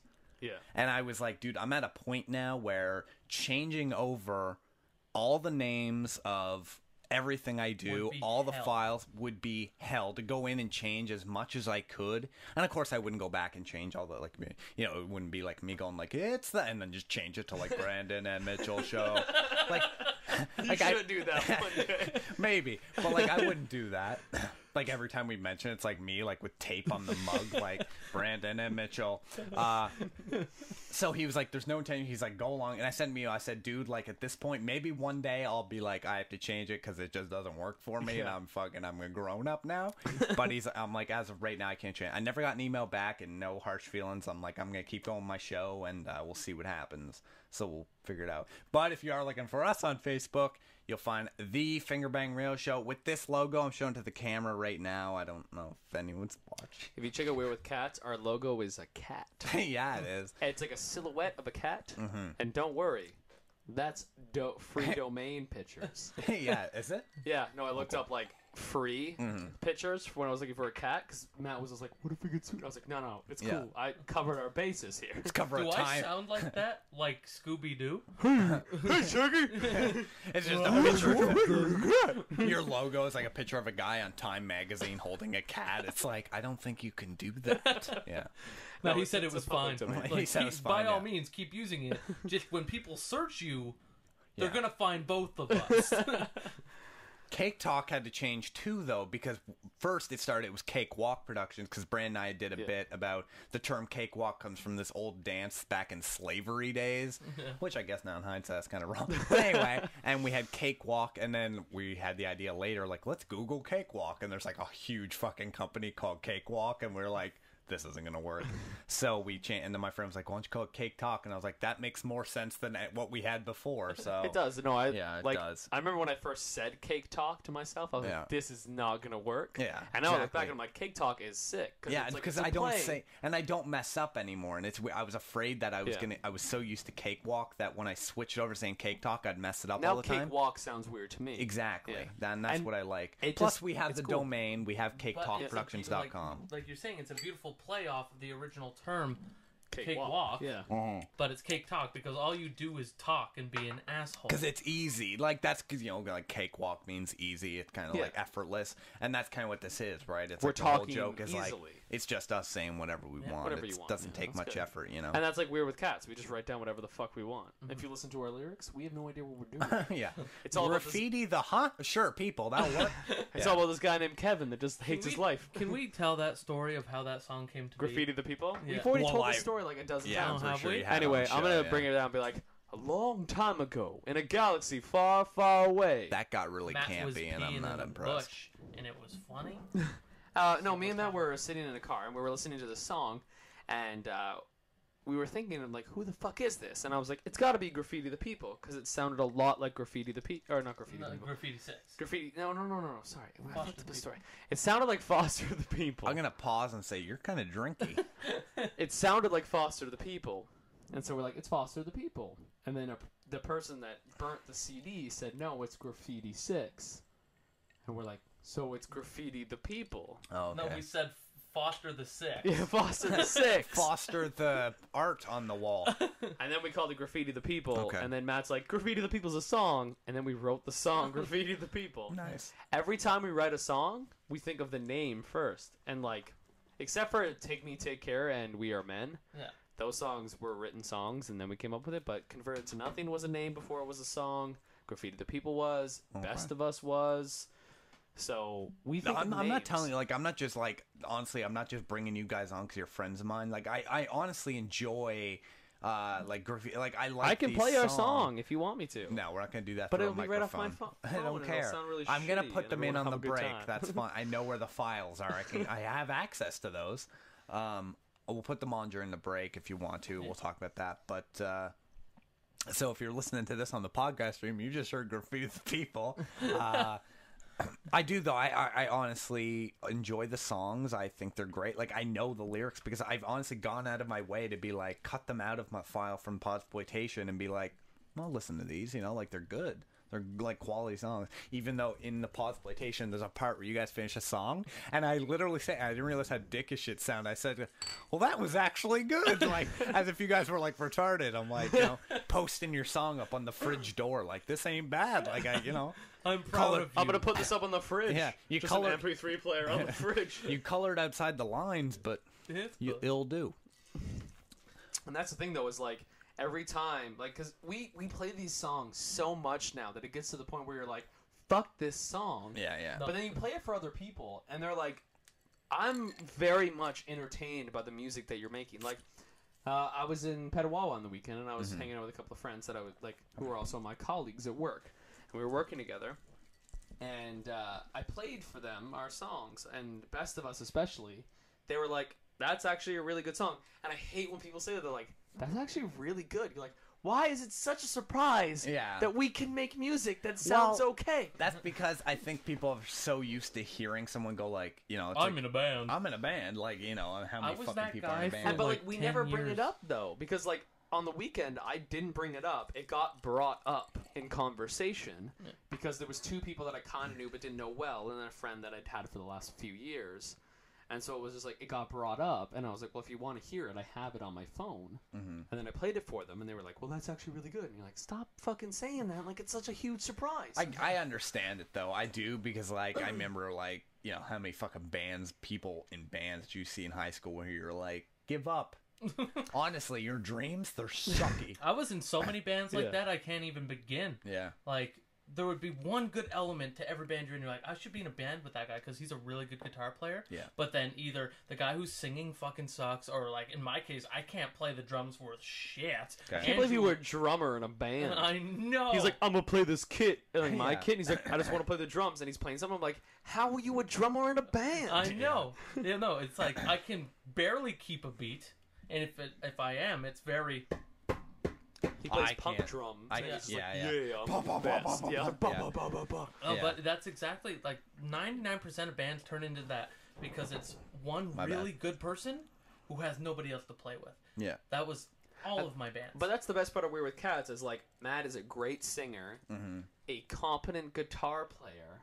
No, that's And- true, and though. Because we rely so heavily on the vocal elements of the Yeah, song, absolutely. and that I can like tone back myself. But we have songs where like they're drum heavy, and I use hand percussions, and I can play the ukulele, and I can play the piano, and I play the drums. That so like all elements are so necessary but play so well together. I'm not kidding when I've heard, like, you know, like, people I've talked to, and this is me trying to go, I have fans, but I've heard people go like, wow, like, that sounded really, like, I've heard that band and like it was good. So there are people out there who've like listened and have actually enjoyed what well, you guys like are doing. we had like, people with interest from Folk Fest saying that like we're on a wait list for Folk Fest. that'd be cool. And we eh? haven't even been a band for 6 months, and we're on a wait list. For You guys a are up on Folk stage. Festival. I'm up behind you with a big Cake Talk logo, like gluing it to the wall. I'm like, yeah, like me on I'm gonna put Facebook. this out there right now, though. The day that we play Folk Fest, I'm gonna be pissing my pants. I'm sorry. Puking. The day we play any fest, Yeah, I'm gonna be Yeah. dying. Or Yeah. Cake Talk Fest. Did that happen anytime? Yeah, no, that happens You have next one band. It's just us I'm playing for wait- 12 hours. I'm like, oh god, I want to go home. I've My, sang Best of Us 17 times. My hope for this show is by the end of the year, I want to do a live show somewhere.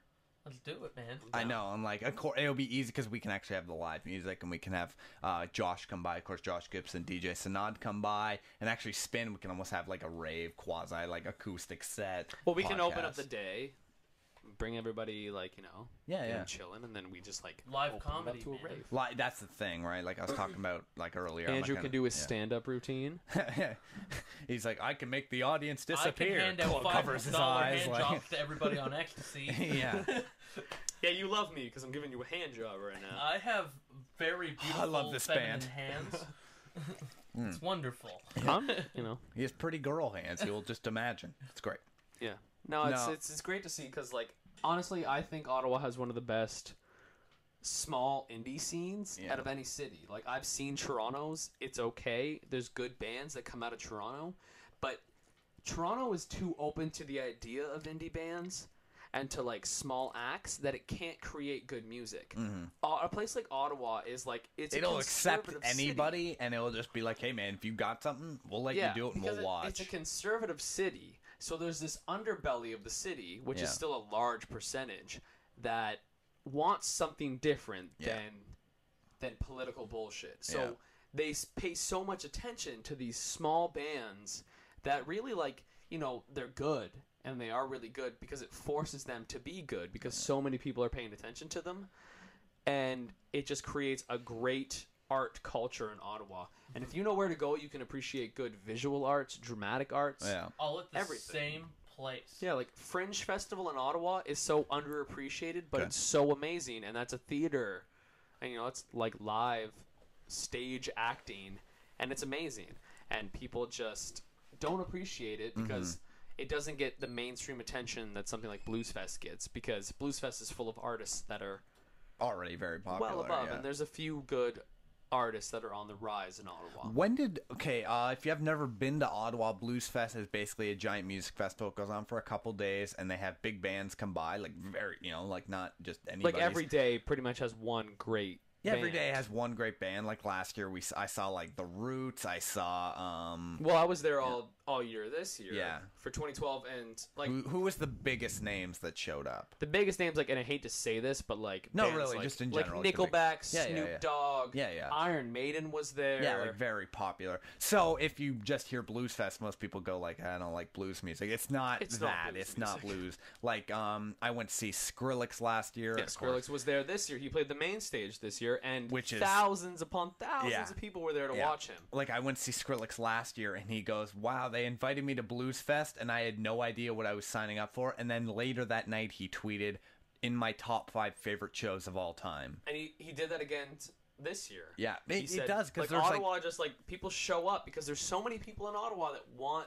that. Yeah, they want it different. You can't get it because there's like 3 opportunities in the year. Yeah, there's Blues Fest, Folk Fest, and like Jazz Fest. Yeah, where really good artists will come to town. Blues Fest really is the number one. Oh, where it it's is like, for sure. Last year I saw The Roots, I saw Girl Talk, Skrillex, who else? There was a lot of people there. The problem with Blues Fest is like it gets really underappreciated because it goes on for so long. But if you were to take every big act from Blues Fest and put them on one day, it would be 12 hours of the best artists in the world. Yeah. Because people are like, well, like, Oshega's better. It's like, no, like, you still have all those artists playing like Blues Fest, but the problem is it's not in 2 days or 3 days now. It's in 12 days. They upped the price though for Blues Fest too, so there was a lot of vacant days. Yeah. The whole electro theme this year was like an interesting twist for me because I don't mind electronic music. No, me neither. Not all the time. No. But I don't mind it. But Blues Fest did it right because they had the electro stage, which is where they put most of their... Except for the huge names. Yeah, well, like when Skrillex came in... Okay, I gotta say this though. I went to Skrillex, like, the day that Skrillex played this year at Blues Fest. And now Skrillex had this, like, Flux something tour that he was doing, Skrillex. And he was touring with a lot of dubstep artists. So the entire day on the main stage was these guys touring with Skrillex. But, like, they played from, like, 3 in the afternoon until, like, 7. Yeah. Or, like, 6 or 7. And then they stopped, and it went over to the Claridge stage, which is, like, the secondary stage, where Beirut played. And if you know Beirut, they're heavy instrumental, horns, accordion. They're very much a big band feel band. Genius band. Oh, amazing band. But then they played, and then it was like, now Skrillex. So like, but the best part was, I was there, and I wanted to see Skrillex, and I wanted to see Beirut. So I was at Beirut, and there were still so many people there that just came for just Beirut, because they never play Ottawa. Like, they come to Ottawa like once every 10 years, and they've only been active for like 12 years. They've been here like 2 times. So everyone still came out, and then some people stayed for Skrillex, but a lot of people left after Beirut. But it was such a random day to throw them on because it's all these electronic dubstep artists. Yeah, and then like someone out of nowhere playing accordions. And someone's shit. on an accordion, and then it's like, okay, no, time for this guy, and then Skrillex, and you're like, okay, I guess so. What are you doing, Matt? Texting. Oh, okay. All my groupies and shit. Yeah. That one groupie we that have. one, yeah, you know that one person who's listening right now? Ooh, big fan. Big fan. How many people are actually on? Right now, honestly, it dropped to 1. I'm not even gonna lie to you. Like, that's the thing. Is it Tyler? Like, Tyler, is that you? Probably. It's probably us, because it usually counts yourself on uStream. No. Is it Tyler? If it's Tyler, please text us. Anyway, but I mean, Oh, okay, I got it. we should think of the integrity of the show Yeah. for when it's released on YouTube. Yeah.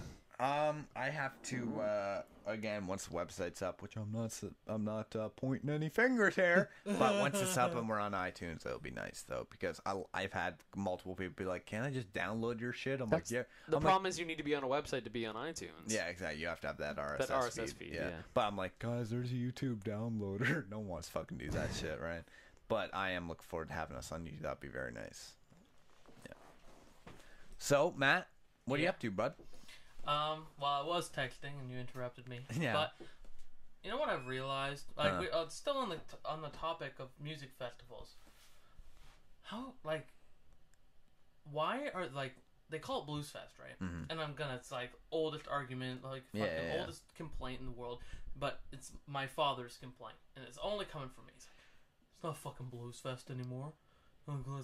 It's too. Well, the thing is, it's like, to me, it's like either change your name, don't call it Blues Fest, or at least include some blues artists. Because nowadays, it's like, well, there aren't really any blues artists there. Yeah. You know what I mean? The last real time Blues Fest felt like Blues Fest to me is when I was there and I was 15 years old, and I saw ZZ Top. Yeah. And it was the dopest shit in the world. Because the entire crowd was like either guys, like guys who were in the Hells Angels. Yeah. Or their 20-something girlfriends. Yeah, yeah. With whom both I partied. Yeah, yeah. It was amazing. This guy, he's standing there. He's fucking ginormous. He's like at least 6'5". His shoulders are as wide as I am long. And he goes, "I'm gonna go buy some beers. Dance with my girlfriend." And nice. I look at his girlfriend, and she is just the sexiest girl I've ever seen in my life. Just tight leather all the way down. I was like, okay. So he buys us all these beers. He buys me and my buddy like 5 beers each. We're 15. We're drunk. Yeah. And he's like, "I got some hash joints. You guys in?" And he just starts. Yeah. And I was like, "Why is this my life?" Yeah. And my dad. What have I become? My dad calls me and he's like, I went and got the truck because my dad was at the concert too. But instead of being like me and being like, "I'm gonna stand here like halfway back and just hang out," my dad fought his way to front row after there was already 20,000 people there and partied in the front row with people far crazier than I was partying with. But it's just, there should just, I know Blues Fest is a brand now. It is, yeah. You know, and they'll never change it. Yeah. But Ottawa needs something where Ottawa needs its own blues electronic music festival. It needs its own folk festival like it has. Yeah. Not to mention, like, if I was the mayor, I'd be like, well, why don't we do that? Because the money would roll in. Yeah. Do you know how much money Blues Fest brings into the city of Ottawa every year? People from Montreal, people from Toronto, people they from all all surrounding go. areas are like, there's some sick shit at Blues Fest this year because there's always at least a few bands where you fucking just... To me, it'd be like start an electronic festival because everyone in Toronto is going to be like, dude, they have an electronic festival. Like, let's go see Skrull. Let's go see Deadmau5. Like, let's, rock it out. But, absolutely. Yeah. Well, there's one electronic festival, like, at all. What? Well, there's, like, the... yeah, I forget what it's called. International Electronic Festival, or whatever it is, or... Anyway. I don't know. Sorry, we're drinking, so it's kind of trying to pour glasses. It's Wednesday. Can you blame us? I know. I feel bad because I was drinking on Monday. Oh, it's Wednesday. Okay. That's It's been a day. That was... I just drank... We can't talk about Monday. No, we can't talk about Monday, but I'm going to talk about Tuesday and how I just kept drinking all day. Yeah, it was very unfortunate. There was a party at my house on Monday, and then Matt stayed over, and then on Tuesday he wakes up and just takes like a bunch of Advil and like a beer, and he's like, everything's gonna be okay. The first thing you saw me do was sitting on the deck smoking a cigarette, Drinking Jack Daniels out of the bottle because my life is a piece of shit. I think you were drinking Jack. At least we're on the classy shit. Like, Glenfiddich. No, I'm as classy as Slash during a heroin binge, but See, this is what I mean. Like, he tries to make jokes, and they just don't work. you're so mean to me. I'm Yeah, why sorry. are you so I'm mean trying to to him? guide your comedy so that you can become the genius that you truly are. At least he was nice there. Nobody can tell, but I'm smiling like an asshole at the mic. I kind of want some of that Jim Beam stuff. Yeah? Do you want to try it? Open it up. I need to dump this I out. can't. Oh, my hands are sweaty. I'm so All right, I'll get nervous. I'm so nervous right now. Pour that into this cup.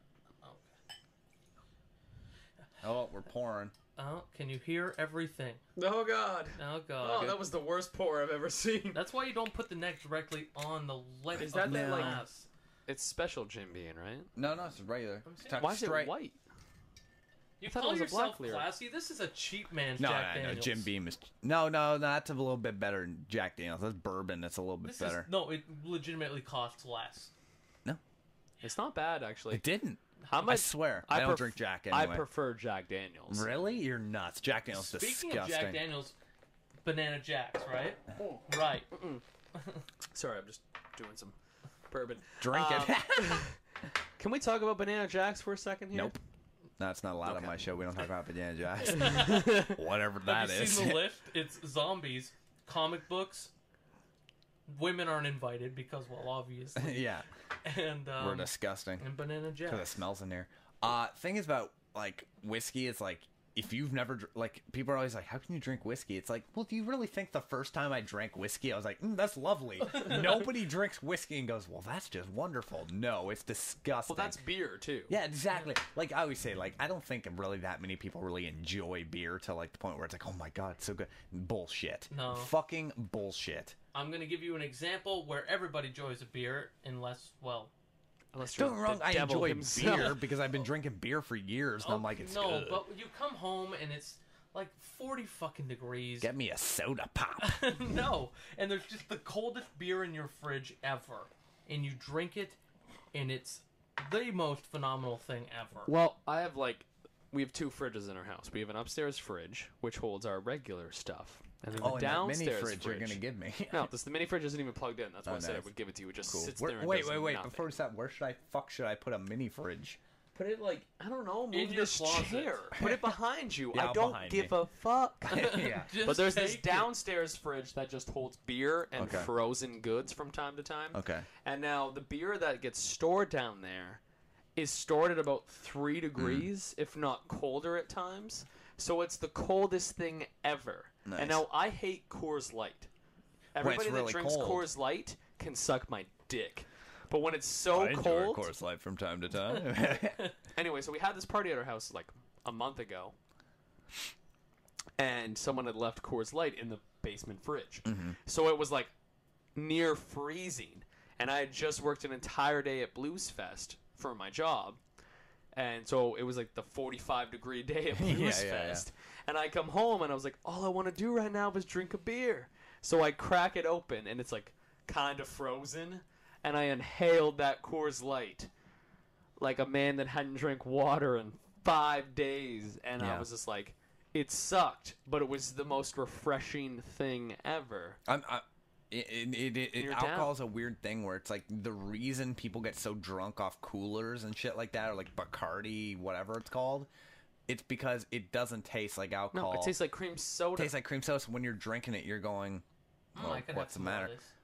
It's only 4%, but it's no big deal. I'm telling you, the first time you drink whiskey, you're gonna go, why would this be a thing? That's how I don't understand how whiskey became a thing, because when someone made it for the first time and drank it, there's no way they went, I could market this. They must have, like, the first guy must have been like, duh, threw it away. Well, it's like the whole like moonshine. Like moonshine's exactly. not good. No. And like people that were like rum runners back in the day, it's because you drank it because it got you fucked up. Yeah, it's true. And then people started to refine the craft of making whiskey, rum, and made classics like Jim Beam and what's this called? What's this? I just bought this because it was the only rye I saw. Actually, Alberta Premium is okay. It's not bad. No. I have a great story about Alberta. But Glenfiddich is a good scotch. Do you? I feel like nobody in the world. I honestly can say I feel like no one in the world's ever been like, I have a great story about Alberta Premium rye. No, because it's actually the funniest thing in the world. I was hanging out with this girl for like I'm sorry, I'm gonna stop. He had to wipe his face. That's like, how good the story is. To be like, no, I gotta sober up. No, it was just it's not like that fantastic. Do you guys mind? I don't know. I feel it's fair to the listener. Bring it over. Hello. Me too. No, it's like it's not a great story by any means, but if it's about Alberta Premium, it's pretty good rye though. It's an okay story for Alberta Premium. Can you move the camera back, please? Yeah, bye. Your computer's really hot. Why is it like that? Because it's fucking hot. It's because it's like already 50 degrees in this room. Anyway, tell your story about Alberta Premium and this bitch that sucked your dick. Probably. No, but she didn't though because we were because of the Alberta Premium. Because actually, you just hit the nail right there on the head. And we've been hanging out for a few weeks. I'm sorry. How is it a good story then? Yeah, no, because it doesn't end in blowjobs. I'm confused. Oh my god. The worst blowjob's better than the best sunset. You know, that's the old adage. I believe people say. Okay, we'll let you finish. We've been seeing each other for a couple of weeks, but she'd never been over to my house. We had never fingering noise. I was just gonna say we'd never even really fooled around. And she's like, I'll bring something to drink. And I'm like, cool. I think she's going to bring a 6-pack of beer. I think she brings a bottle of Alberta Premium. And I'm like, what the fuck is Alberta Premium? I was like, couldn't have got some Jim Beam or some fucking Jameson? She legitimately looks at me. She says, I'll get it started. She does 2 double shots. Yeah. And passes out on my futon. And I was just like... No classier story than she does 2 double shots and passes out on my futon. My futon's my basement right next to my bar. So I was like... Again, okay, the fact that he's a futon right next to his bar where they're like 10 feet away is a pool table is the reason that we should be at his house all of the time. Fuck, we're moving the studio, dude. Yeah, it's going to be in the basement of Matt's house. Either way, I didn't get laid, and I never saw her again. But I still have that bottle of Alberta Premium in my bar. Okay, now that we're on like drinking a lot and like getting I don't want to do this. Or not I don't want to do the whole laid. like, man, let's get drunk. Kind of drinking stories. It pisses me off. I'm going to tell the story of Monday night, but I'm going to hide the identities of some of the people so in Bill, this story. Me, no. Me and Matt will be who we are. Bill, me. Me and Matt are going to be me and Matt. Is this going to ruin my possibility of ever getting a job? I don't want to hear this. Andrew and Matt are at a party. Okay, I'm sorry, but if you're on this show, you've already ruined the possibility of getting a job, unless it's a job working for a podcast. Yeah. Okay, so I can't pay you. Want a drink? We gotta take. Did you make me open my Jim Beam? I was saving it. Anyway, we start drinking this night at a fancy restaurant called Pub Italia on Preston Street. Street. It's a Pub classic. Italia. If actually, this is something I will post. If you've never been to Ottawa, go to Pub Italia on Preston Street. It's awesome. It's amazing. Do not order the same beer twice because you're just not Pub Italian right. Oh, I totally do. I get Guinness every time. I know it's wrong, but I just like the environment. The food's good. It's a cool environment. Anyway, it's a really nice bar. So we're there, and like no one's crazy there, but we're ordering good beers, and then we go to leave, and there's 2 designated drivers that drive everybody back to my house. Okay. Matt was one of them. Yeah. Anyway, but then Matt was like, ketchup, and just drank a lot of alcohol. But we get back to the house, and we're all drinking, and we're all doing whatever the fuck we're doing, and everybody's having a good time. There's not many people there, maybe about 10. And so, like, Matt's, like, playing the game. He's playing the game with this girl. And you're going to regret telling this story in, like, 20 minutes. You're going to be like, uh-oh. I'm going to take a nap. Don't do it. I'm telling you right now. Okay, anyway, I'm just going to tell the very abridged version of this. Yeah. Matt laid the groundwork for this girl, and then somehow I ended up sleeping with her. Like I don't even you warm the oven for someone else's roast. He did the foreplay, and then I was like, And then we came up there, like a few of us like went to go like fuck with Matt, and then at some point it was just like, okay, thanks for cock blocking Matt. I'll take it from here. And I was so okay with it. What are you pouring into your water? You ever Ryan water? Yeah. Anyway, I feel like that's the story. Okay, it was very abridged version of the story. If you want the real story, wait till the movie comes out about my life. Because it's going to be I'll epic. be played by Jack Black. I will be played by Seth Rogen. It would be a little bit like Gulliver's Travel, but with a lot more Tenacious D. A lot more boobs. If you're just tuning in, or you know you have to listen and then listen to the other half, I've been drinking, so it's at the point. Brandon and I've done a drunk show before. I stopped, and it was before we were going live. Brandon and I had we had done half a show, and then we're like, we're gonna take a break for like an hour. We're gonna drink, and then we got really drunk and talked about relationships, got really in depth, and then I came back and started yelling about Mexican comedians and how I didn't like them. I was like, that Carlos Mencia can suck my dick. George Lopez can fuck himself. Like, I was really angry and yelling, and then I was like, let's just delete this. Like, it wasn't good. So I'm at the point where I'm drunk. I'm not drunk, but I'm getting there. What were we doing? Whiskey. Whiskey's good. Cheers. Cheers, man. Anyway, Cheers. so I'm getting drunk, and then whiskey. It does, man. It's good beer. It's honestly like, if you've never like, don't just start drinking whiskey. Like, I don't know why I started drinking it because there's a guy on an online radio show I listen to where on his show he's constantly drinking whiskey, and I was like, I wonder what whiskey tastes like. And I was like, this is awful. And I was like, all right, it's pretty good. That's like me. Like, I drink scotch and whiskey when I'm just like looking to have a nice calm down drink. So like you come home from a long day and you just pour yourself a nice glass of scotch or whiskey. When your fucking total fridge doesn't have Coors Light in it. You redneck. Anyway, so like I enjoy like this Glenfiddich is mine that he showed to us. It's only a 12-year, but whatever. It's a single malt. It's still expensive. Good. But I'm more of a red or black label man myself, just like Mitch. Black, like I'm a fan of black. Like I got the box somewhere actually. If black, I kept it because it was so good. Yeah. Blue, I've never had. I've never had really fancy. Like to me though, like it's like wine where it's like I can enjoy. I'd be able to drink like a $500 bottle of wine and enjoy it just as much as I could a $10 bottle of wine. The thing is like everyone says that because they've never had that $500 That's true, yeah, wine exactly. But I've had like $52 bottle of wines and been like, it's good. I've also had $10 bottles of wine where I'm like, it's good. Yeah, I lived in Paris for a while, and they had like vintages in their wine cellar, and there was a 1972 bottle of red wine. It was a Merlot Grigio. No, it wasn't Pinot Grigio. It was Pinot Noir. Pinot Noir. And I'm pretty. And I was classy. 13 years old, but I'd been there long enough where they had served me wine in my time there, and so.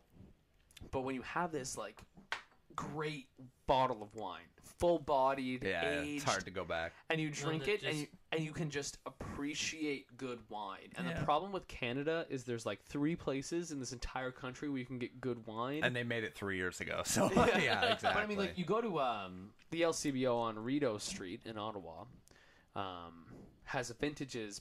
The whole basement in the LCBO there is vintages. Really? It's vintage scotch. It's vintage wine. Anything with a good amount of age, and they have like 1970s, 1980s bottles of wine.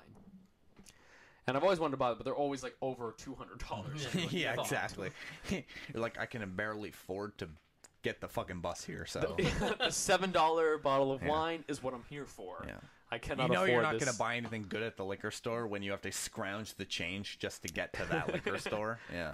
But when you do have the good aged wine, as long as you're drinking it knowing that it's a good wine, so you can actually appreciate it. If you're just like, oh, bottle of wine, and you like take a sip, you're like, whatever. But like if you're appreciate what it is. Some when I go to restaurants and order wine too, there's a totally different taste because when I pour a bottle of wine in my house, I don't pour it correct. Like you don't realize like there is little differences that you can make to make your wine better. Like if you aerate your wine correctly, the cup. You know, Like if glass, you use the cup, what how glass you you use. pour. You know, like, it makes a very big difference, and people don't realize it. Like, I go to a restaurant, and I enjoy wine way more than I do if I just pour a fucking glass in my house. It's like, because when you're lying in bed watching fucking stupid videos on YouTube, just drinking it. Yeah. Jug Like, that I'm you sitting bought. here watching Breaking Bad, and I fucking pour, like, a liter of wine for myself and just fucking be sad drinking. Like, there's a difference, you well, know? like if you're drinking red wine out of a white wine glass, or Big vice red, versa. small wine. Yeah. White wine, small. But like, and people that just don't care. Yeah, No. exactly. But they're the people buying. The I don't drink $10 white bottle wine, of eh? I don't drink white wine ever. I hate it. My mother Disgusts me. My mother used to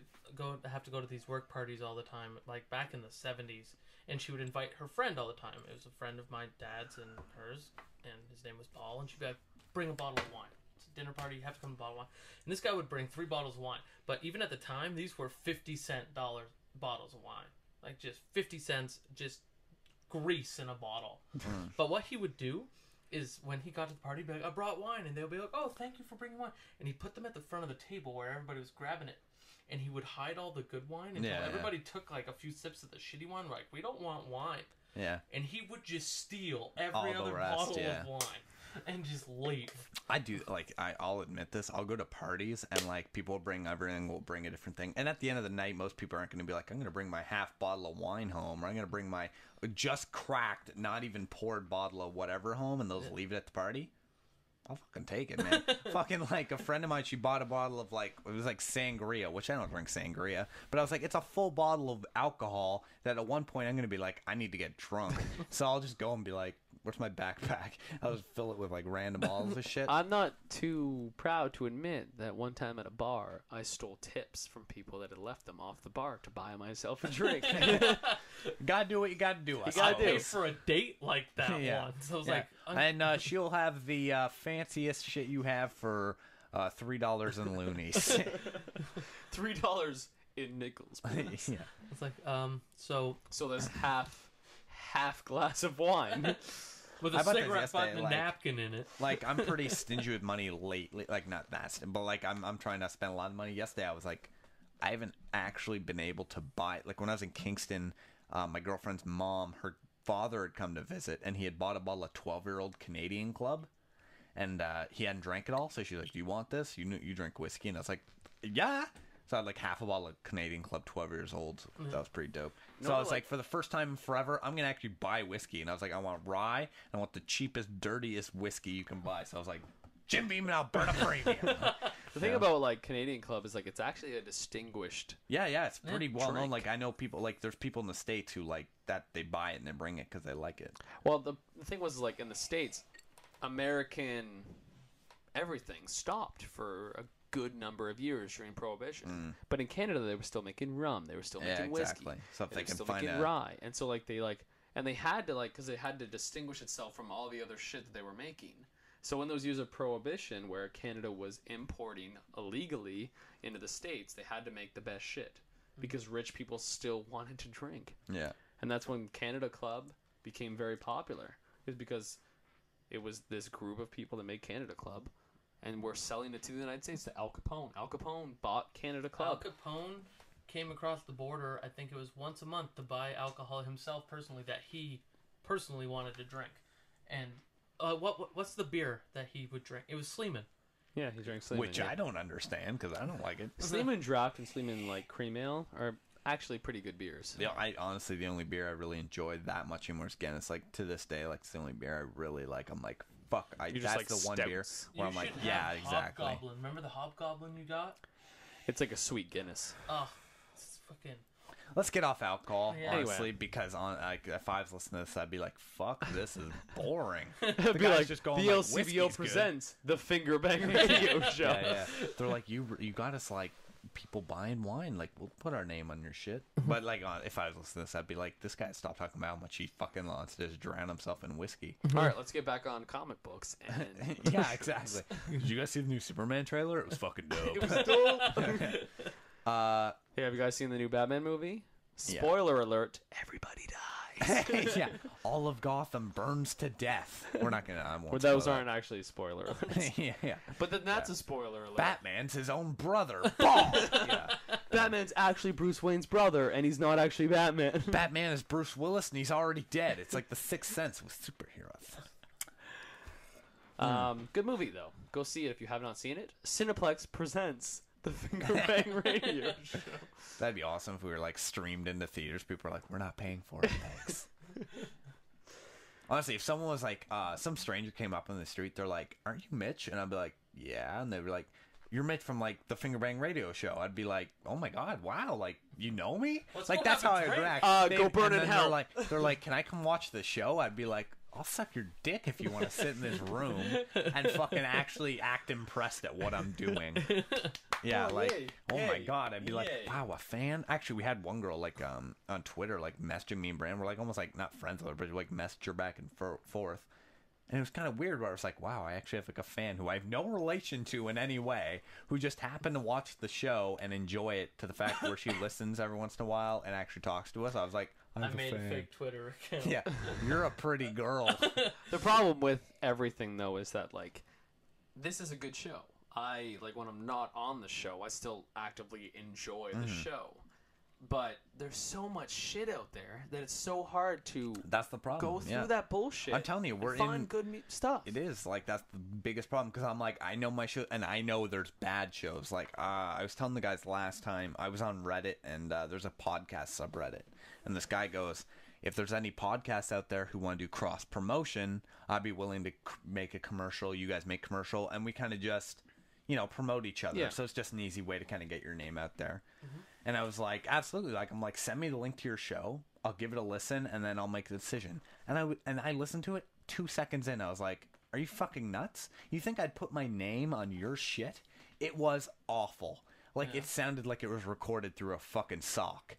like a wet sock. I was like, this is ridiculous. It was like he had potato? It was like he had a guy on Skype talking to the guy and then recording through the mic in his laptop.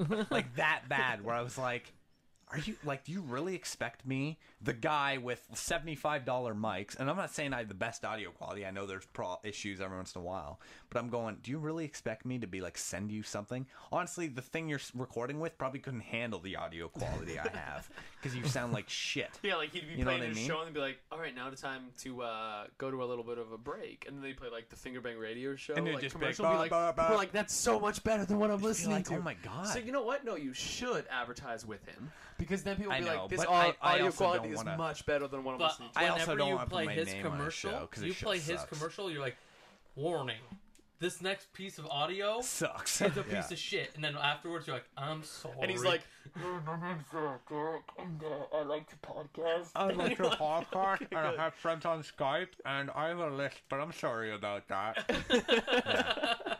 Yeah.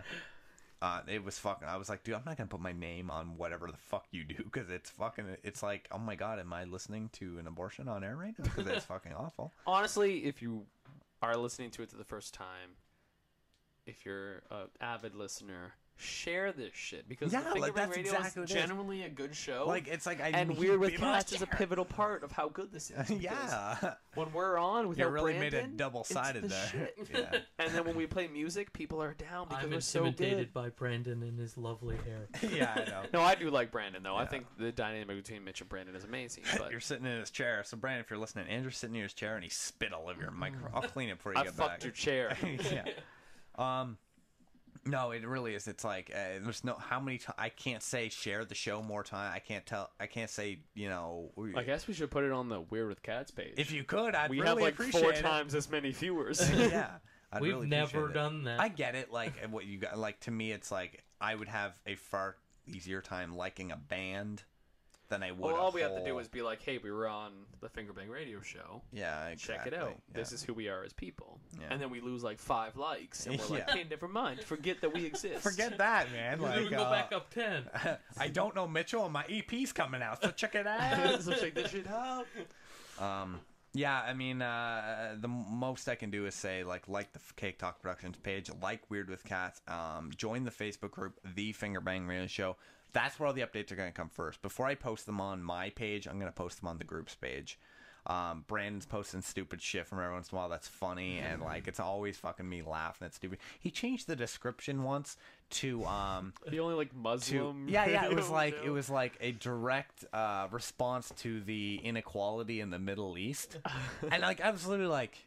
That's great marketing. Like people will see that and go, "What the fuck?" Like it's called Like, I'm an avid fan of Twitter, and the Fingerbang Radio / Cake Talk needs to get on Twitter.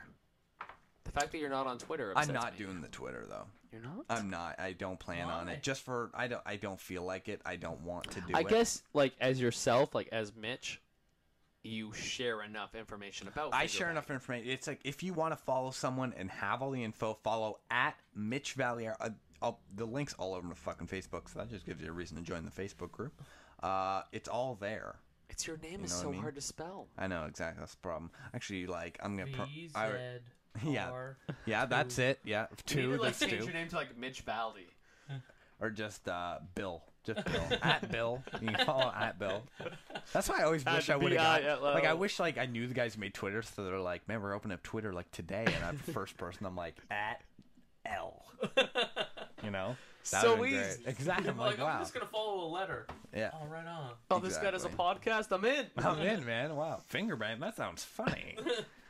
But his quotes are hilarious. I don't know. It's so weird to be on this show right now and not play music. Yeah. Usually when I'm on here, like we'll talk for like an hour, but I'll have a drum or a ukulele in my hand. Exactly. It's like, what do I? And hold? I'll be tuning a guitar for about 75 minutes. But I'm holding alcohol, and instead of playing music, I'm drinking booze. Yeah. That's I think true. it's kind of better. Yeah.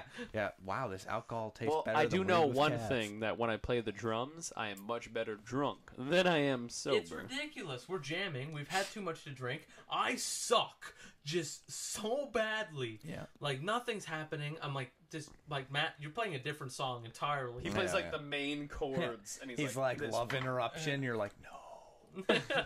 And then Andrew's just playing this shit. I'm like, John Bonham from the Led Zeppelin. And that's my problem, is that I am much better drunk. So now I need to be drinking all the time. Because like the problem with like this drumming, band is the reason for your alcoholism, really. Because when you drum, especially, you can be a really good drummer. But if you look at the great drummers, they're all on drugs or alcoholics, because you lose that wall. The inhibition. The inhibition that stops you. So like when you stop counting and you let your body literally just do what it does when it's behind a drum kit, and you transcend what it means to be a good drummer. Wow, got deep. Like Cake Talk Productions, ladies. Like Weird with Cats. And maybe I'll just get drunk and record a drum solo, and you'll all be like, sigh, gasp. Oh God, Matt, what are you doing tomorrow? I don't know. What's tomorrow? Thursday. I'm going to see Batman tomorrow. Oh, okay. Yeah. About time. I don't know. Yeah, it's been out for like 6 days. Shut up. Yeah. It's actually been out for like 2 weeks. You really should have gotten on this sooner. I know. Usually, like when Avengers came out, it was like the week after it came out. You're like, yeah, I've seen I like didn't care enough. I was like, 9 Batman, times. that's what I care about. I saw Avengers 4 times in theaters. No, you didn't. I did. You're disgusting. He's a horrible person. You're really a bad person. I've seen Spider-Man twice in theaters. The only movie I saw twice in I theaters saw Brave was... once, but it was really good.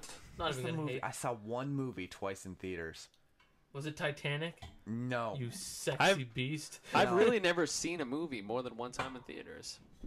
Mine was Get Him to the Greek. What? I know, weird. I didn't even see that in theaters. Like, this wall. I saw it in This theater. wall. I've just seen YouTube clips of that movie. It's not bad. It's pretty It's good. a funny movie. Yeah. No, Jonah Hill is skinny, The and Prince I'm not Georges I don't and find it as stuff. funny. Anyway. I only like Jonah Hill in Accepted and Superbad because he's fat and uglier than me. At the point when Jonah Hill was more attractive than me, I stopped caring about his movie career. Yeah, absolutely.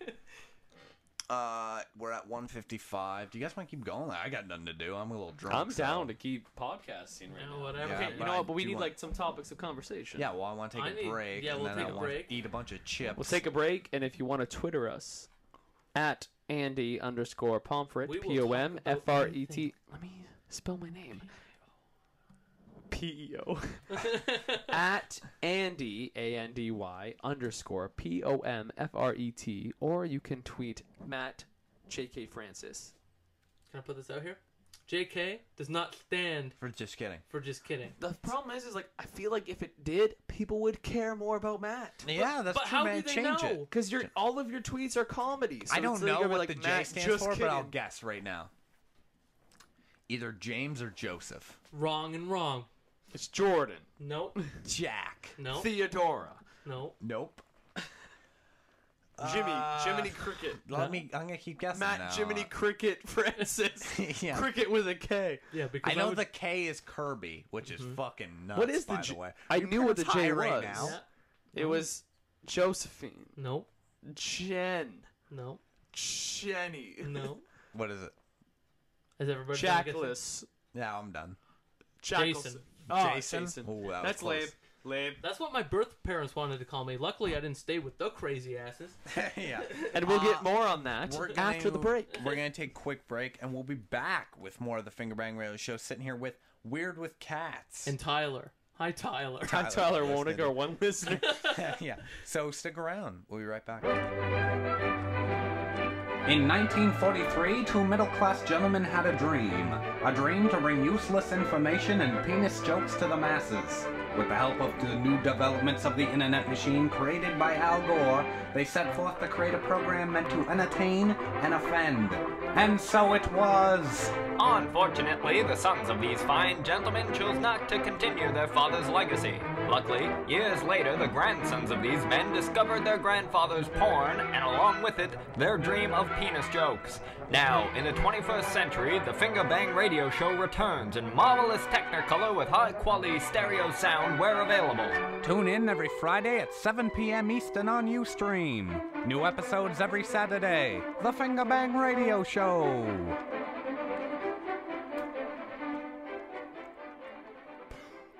It's the Fingerbang Radio Show live out of Ottawa, Ontario, sitting here with members of Weird with Cats, Matt Francis and Andrew Pomfret. I'm Mitchell, of course, as you may know, because I'm very popular. We're actually, I'm drinking, so I'm a little, Andrew, I think, is the same way. Matt's a grown-up, so he's good. He's like 35, so... Yeah, he's fine. Don't so we're tell thinking... those 16-year-olds. That's just awkward as We'll shit. always take breaks, and we'll be sitting there going, like, talking about something, and I'll be like, fuck, like, I wish we could just, like, I don't know. I wish we had a podcast where we could talk about all I this was stuff. like, man, imagine if people could hear us talk. Oh, fuck. Yeah, I got microphones upstairs connected to the internet. So we're going to talk about rich people because we started talking about Bill Gates and how, like, do you think he owns a PS3? If you don't know who Bill Gates is, well, you're an idiot, so I don't really care. So fuck you. Yeah, fuck you. Bill Gates, the inventor of Microsoft. So, of course, the Xbox. I'm sure he didn't invent the Xbox, but I'm sure he owns one is what I'm trying to say.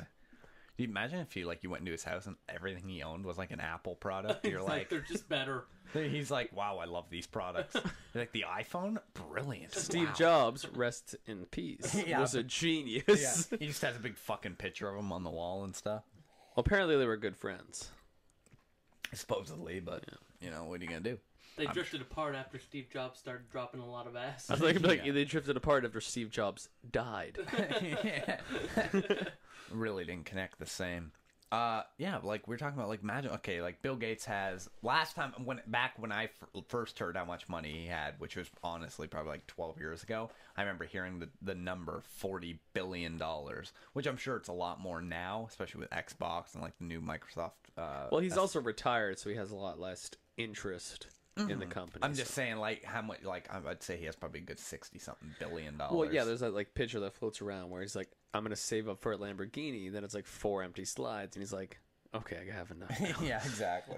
Then you're like, oh, fuck you, bro. Brent Butt has a joke on it. Like, he has stand up where he's like, man, if I had Bill Gates money, he's like, I'd be driving around. I'd be like riding down the street on a giraffe, a Viking hat, just swinging a bag of cats. Like, you can't beat me, He's like, you got it all. I'd be the same way. Well, I mean, like, I don't know. I always thought about like winning the lottery, and coming into $50 million, and like how you would spend that money. Now, you would have to take a significant portion of it and invest it to the point where you never have to worry about money again. Yeah.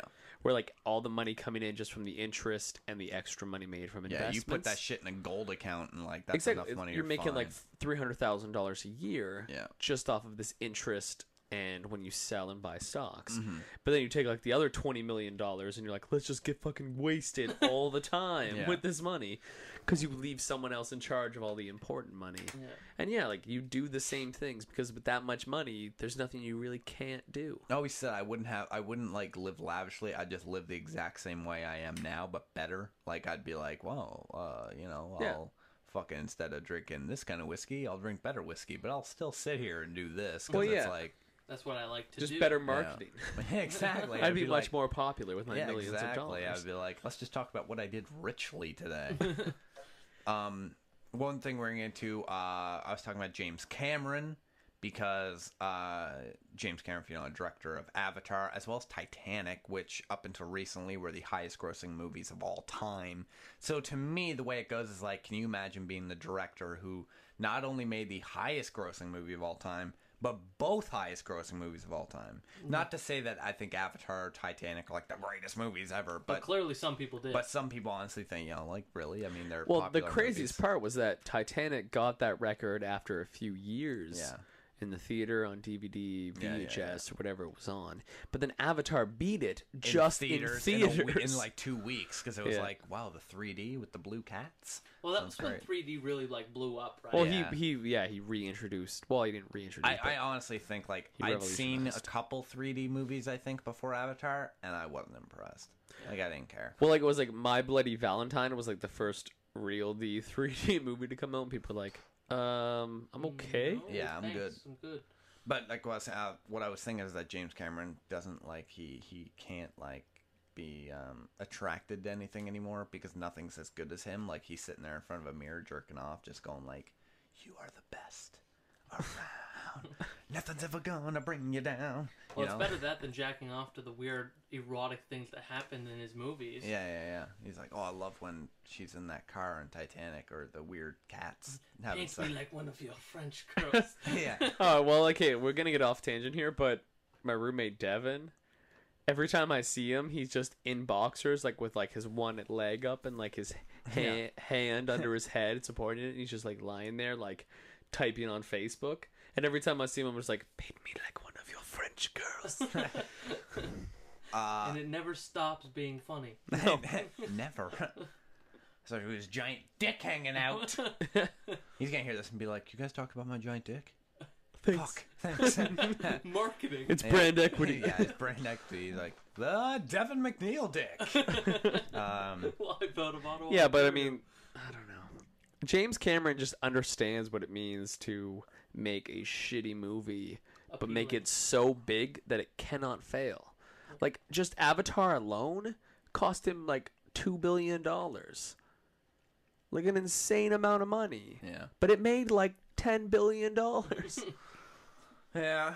Well, I'm sure those numbers aren't correct at all, but yeah, I agree with You what know you're what I saying, mean, yeah. though. Yeah.